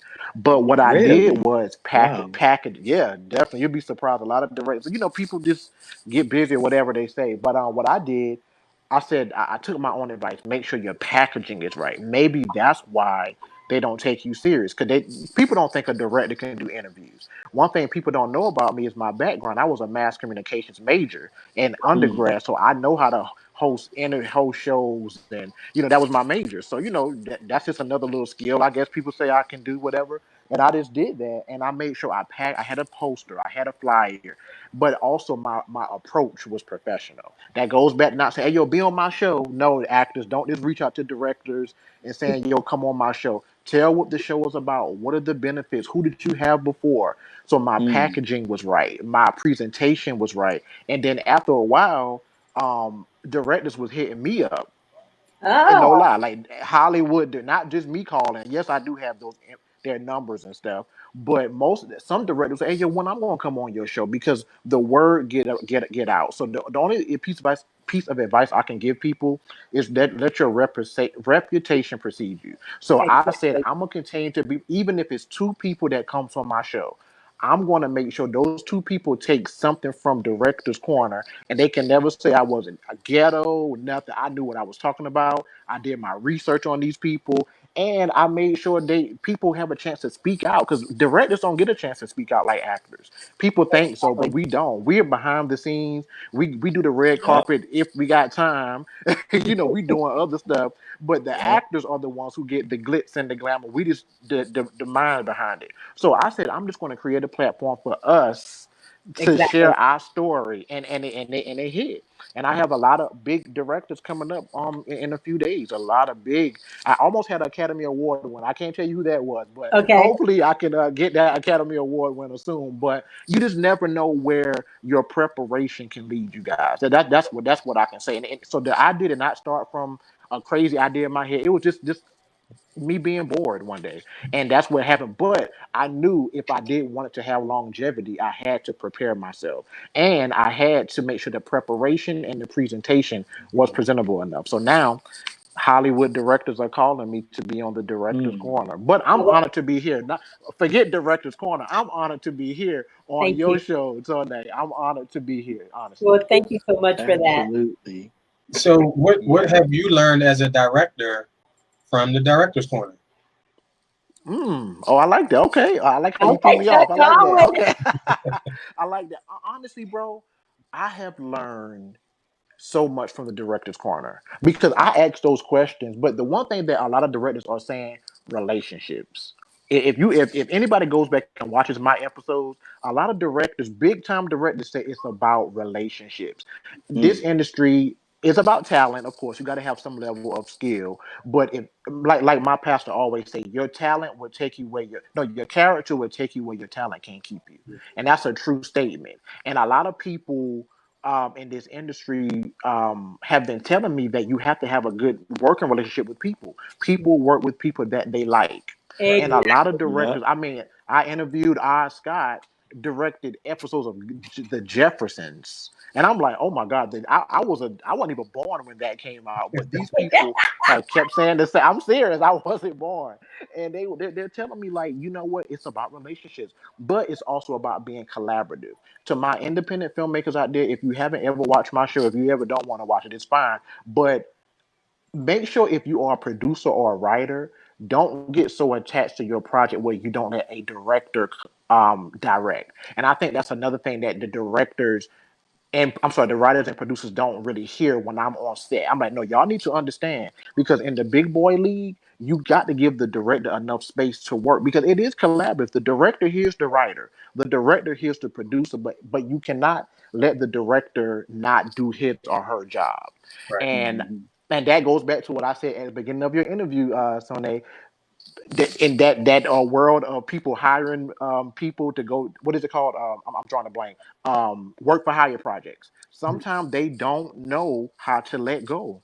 Right. And I interviewed an amazing director. Her name, she's a co-owner with Terry J. Vaughn of I'm drawing a blank for her, but she Yes. told me yes, exactly. She said, let go of your project writers. Like you have to have some level of trust for your director. You have to. So it's very important for me to continue to do my show because I not only help other people, but I'm learning myself, Right. Chuck. I really am, brother. I'm just so honored that people are actually tuning in every week for my show. And people really want to learn from these industry professionals. I call it a free masterclass. You get 1 hour on the Director's Corner, a masterclass with industry professionals. So thank you for even talking about my show on your great show Of because course. I'm definitely going to support your show as well. Oh, Definitely. thank you. Of course. That's Yes. what it's all about for me. It took Yes. a whole team, family, and I feel like, and this is a Black thing. I'm going to just go on and put it on out there. We as Yeah. Black uh, of African American, whatever titles you're trying to give us, beautiful Black skin that we are, we Hmm. have to find a way to really work together. We don't have to step on each Hmm. other. We ain't got to put each other down. My experience Hmm. starting out in this industry, I was put down. I was shunned. Nobody wanted to help me. Nobody wanted to teach me or train me. What they wanted was just take take my project, take my knowledge, but they didn't want to give me nowhere in the system to be what they were growing to be or what they were already. So I just said, Hmm. I just went to God and just say, hey, you put this in me. I know you put it in me for a reason. I got to follow through whether anybody's willing to help me or not. So just give me the wisdom, give me the guidance, and direct me. And I just went to YouTube and just studied everything I could about film. I went and Hmm. watched the whole film series on Sid Fields on how to write a script. I went to the library, got Spike Lee, Steven Spielberg, all their books, and I studied all of them to learn what it took, just how to block, how to create. And then I just took what God was giving me on the inside and used all that to help me build what I have today. And it was just fortunate by the grace of God Hmm. that somebody knew somebody that heard what I was doing, sent a famous director to my set when I was working in a restaurant format where it was public. And they just came in and they watched how I was directing, how I was, running my set. And they just saw that I was real serious about what I was doing. And they was like, okay, you know what? Let's grab her. And then they just brought me under their mentorship. And the next thing you know, it just turns out it just came up to 12, and I just, and I wanted to talk about them without telling who they were. So I called them the 12 wise men, just so that way I could still share what my journey was without exposing them. They tell me now, oh, you can talk about it now. You've graduated. But I just feel a personal need that I need to keep them to myself. And call me bad, but I just need to keep them to myself, because one, when I am truly recognized, I want it to be known that I did the work, not that I rode their coattail.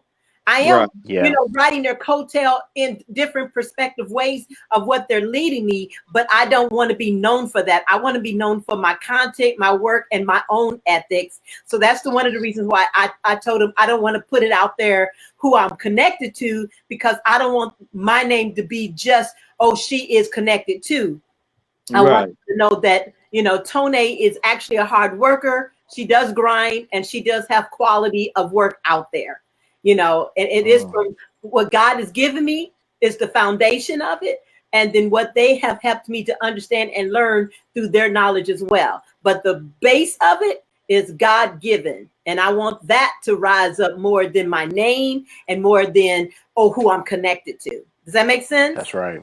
It does, yeah. So, like, I don't want nobody to drop my name. I don't think it's right for me to drop their name either. Yeah. So, and I found, because I've made that decision in that they respect me more, they give me more, and they do more, and they lead me to more because of that. Because they don't see me as what they call it, so hungry that I'm going to step on them to get what I want. So. You got to. That's a nugget of words I just gave you. Don't step on nobody, and don't use nobody to get what you want and where to get there. I'm gonna always say these words to you: due diligence. Even when you're being taught by Chuck or Alan or Rodney or myself, you still got to do your own due diligence. Even as an actor, a filmmaker, a director, an editor, you got to do your due diligence. That's the bottom line. It ain't no free game for nobody, not even us. Yeah. Anybody else want to chime in? That's good. Good stuff. All right. Well, that's all the questions I have for you. I hope that this was a good session for you, Chuck, Rodney, and Alan. Because me and Chuck and Rodney, we did this previously with Keisha Rose, who is an actor who's switched over to the filming as well. But I'm going to put her on a different format. Because she's got a mixture of some different knowledge that I want to kind of chime in on differently. But I really do want to say thank you. And I'm truly grateful for you guys coming back and letting me have my do-over. Thank you. Thank you. Alan, I appreciate you coming on. I think Christopher Nolan. Yeah, Christopher Nolan. Thank you, Chris, for recommending Christopher Nolan. Is my buddy. Chris, yeah. Thank you, Chris. He believes in planting the seed and helping you go forward. He doesn't hide and he doesn't pull no punches. And that's what I love about Christopher Nolan. And so thank you, Christopher, for giving us the hookup like that. And thank you, guys. I appreciate you so much. Do you have any last words that you want to say? I did pop up your information. So let's go. Chuck, let's start you first. Talk about. I put your information up. Tell a little bit about your platform, your social media. The information's there. Sure. I can be found on all social media at C. Nathaniel Brown. As you see there, you'll be able to see some of the stuff that we have going on, but also our website is EX3ENT. That's the company. So if you Google Expected in Entertainment, you'll be able to find out more information about that. I appreciate you, Tone, for having me on again. I appreciate my Be More brother, Rodney, and Alan. I appreciate what you're doing, brother. Keep doing what you're doing, and I look forward to connecting. We need to do more of this. We need to continue to strengthen one another, help each other, and continue to build. So I appreciate you guys. You betcha. All right, Alan. Wow. Oh yeah, hey guys. Thank y'all for having me. My name is Alan Brooks. If you want to find me, hit me up on social media, Twitter and Instagram. That's director_Alan, ALAN. That's director_Alan on Twitter and Instagram. You can also follow me on Facebook on my I guess fan page or whatever page that is. I'm at Director Alan M Brooks. I have all my postings on there. If I have any castings for actors, I will post that on there. But if you want to send me your headshot resume, demo reel, you can do my email, my company email, that is bookdirectorallen@gmail.com. That's bookdirectorallen@gmail.com, and that's ALAN. Thank you so much, Tony, for inviting me on your amazing platform. I'm so appreciative for you. This has been a great time talking to my two brothers and you. And make sure, guys, you check out, I guess I can plug it again, I guess, Director's Corner on Instagram on Monday, Wednesdays, and Fridays from 7 p.m. to 8 p.m. on Director_Allen. Thank you so much, Tony. Oh, you betcha. All righty, now let's go to. All right. Let me get your info. Go ahead, start talking. I'm getting your information up there now. Just bear with me. Okay. Yes, well, like everybody else, you can reach me through Instagram. Instagram is well, yeah, there it is right there. ECRE Gold. You can also reach me on Facebook, Rodney Jackson 77. I'm also on Twitter as well. All the major social media platforms. As far as casting goes, we do have a casting at 480 Worldwide. Um, Email that you can send your headshots, resume, etc. Yeah, that's pretty much about it for me when it comes to social media. You can check out, like I said, any of our projects. We have a YouTube page, 480 Films YouTube page. We have projects all over the on various streaming platforms, Tubi. I'm sure there's some Roku channels out there. Fandango. I think, what is it called? Fandango TV, something like that. Yeah, Where there's Fandango TV. yeah, Fandango. Uh, iTunes. yeah, like it's a ton of them. I think there's one that Walmart just sold off. We have stuff on there as well. I forget the name of that one, but yeah, we have a lot of content everywhere. You can, like I said, just search Rodney Jackson 480 Films, and a whole bunch of stuff comes up. Yeah, but yeah, that's it. Okay, all righty. And as you all know, I'm Tone Brown. I'm gonna put my little stuff on there. See, I'm learning new things as we go. I see. I like to keep things very simple. Nice. All my social Yeah. media is simply Filmmaker Tone Brown. I may wear a lot of hats, but just so you can find me for what you need, the simplicity is Tone Brown. You can Google me, Instagram me. I would love you to join me on any platform you like. I try to keep it up with what I'm doing, how I'm doing. I play a little bit on there to give you some fun stuff as well. But on all projects, I give you interviews, behind the scenes, photos of the actors in action, me in action, just the works of what it takes to do filming, just to inspire you, to help you believe that you can do it as well. Also, for working with me, whether as an actor behind the scenes, casting, working behind the scenes as far as filming, crew members, send everything to hcefilms@yahoo.com. That is my assistant running that for me to make sure that whatever we need for our project to be connected to goes through there. I appreciate you following the protocol instead of sending things to my inbox. That means your acting information. It also means this news information that y'all like to send us to. Just keep in mind, we have the same format that you have. We can see the news feed. We can watch the news on TV. If you don't mind, don't send us the videos and stuff because we see that stuff already. We don't need it in our inbox because we're doing enough trying to audition, trying to keep up with actors and stuff that our communication with other projects that we're working on. All that extra stuff we really don't need. And it doesn't help you get cast just because you sent it. So if you don't mind, just put that at a limit of not doing it. So anyway, again, thank you guys for being a part of this and giving me a do-over. I hope you enjoyed yourself. I hope the questions were good for you, got your brain going. Hey, stay tough through this COVID-19 and everything else that's going on, and go out there and keep grinding and making that magic. God bless you all and have a great day. Yes. Bye-bye. Thank you. Take care. All right.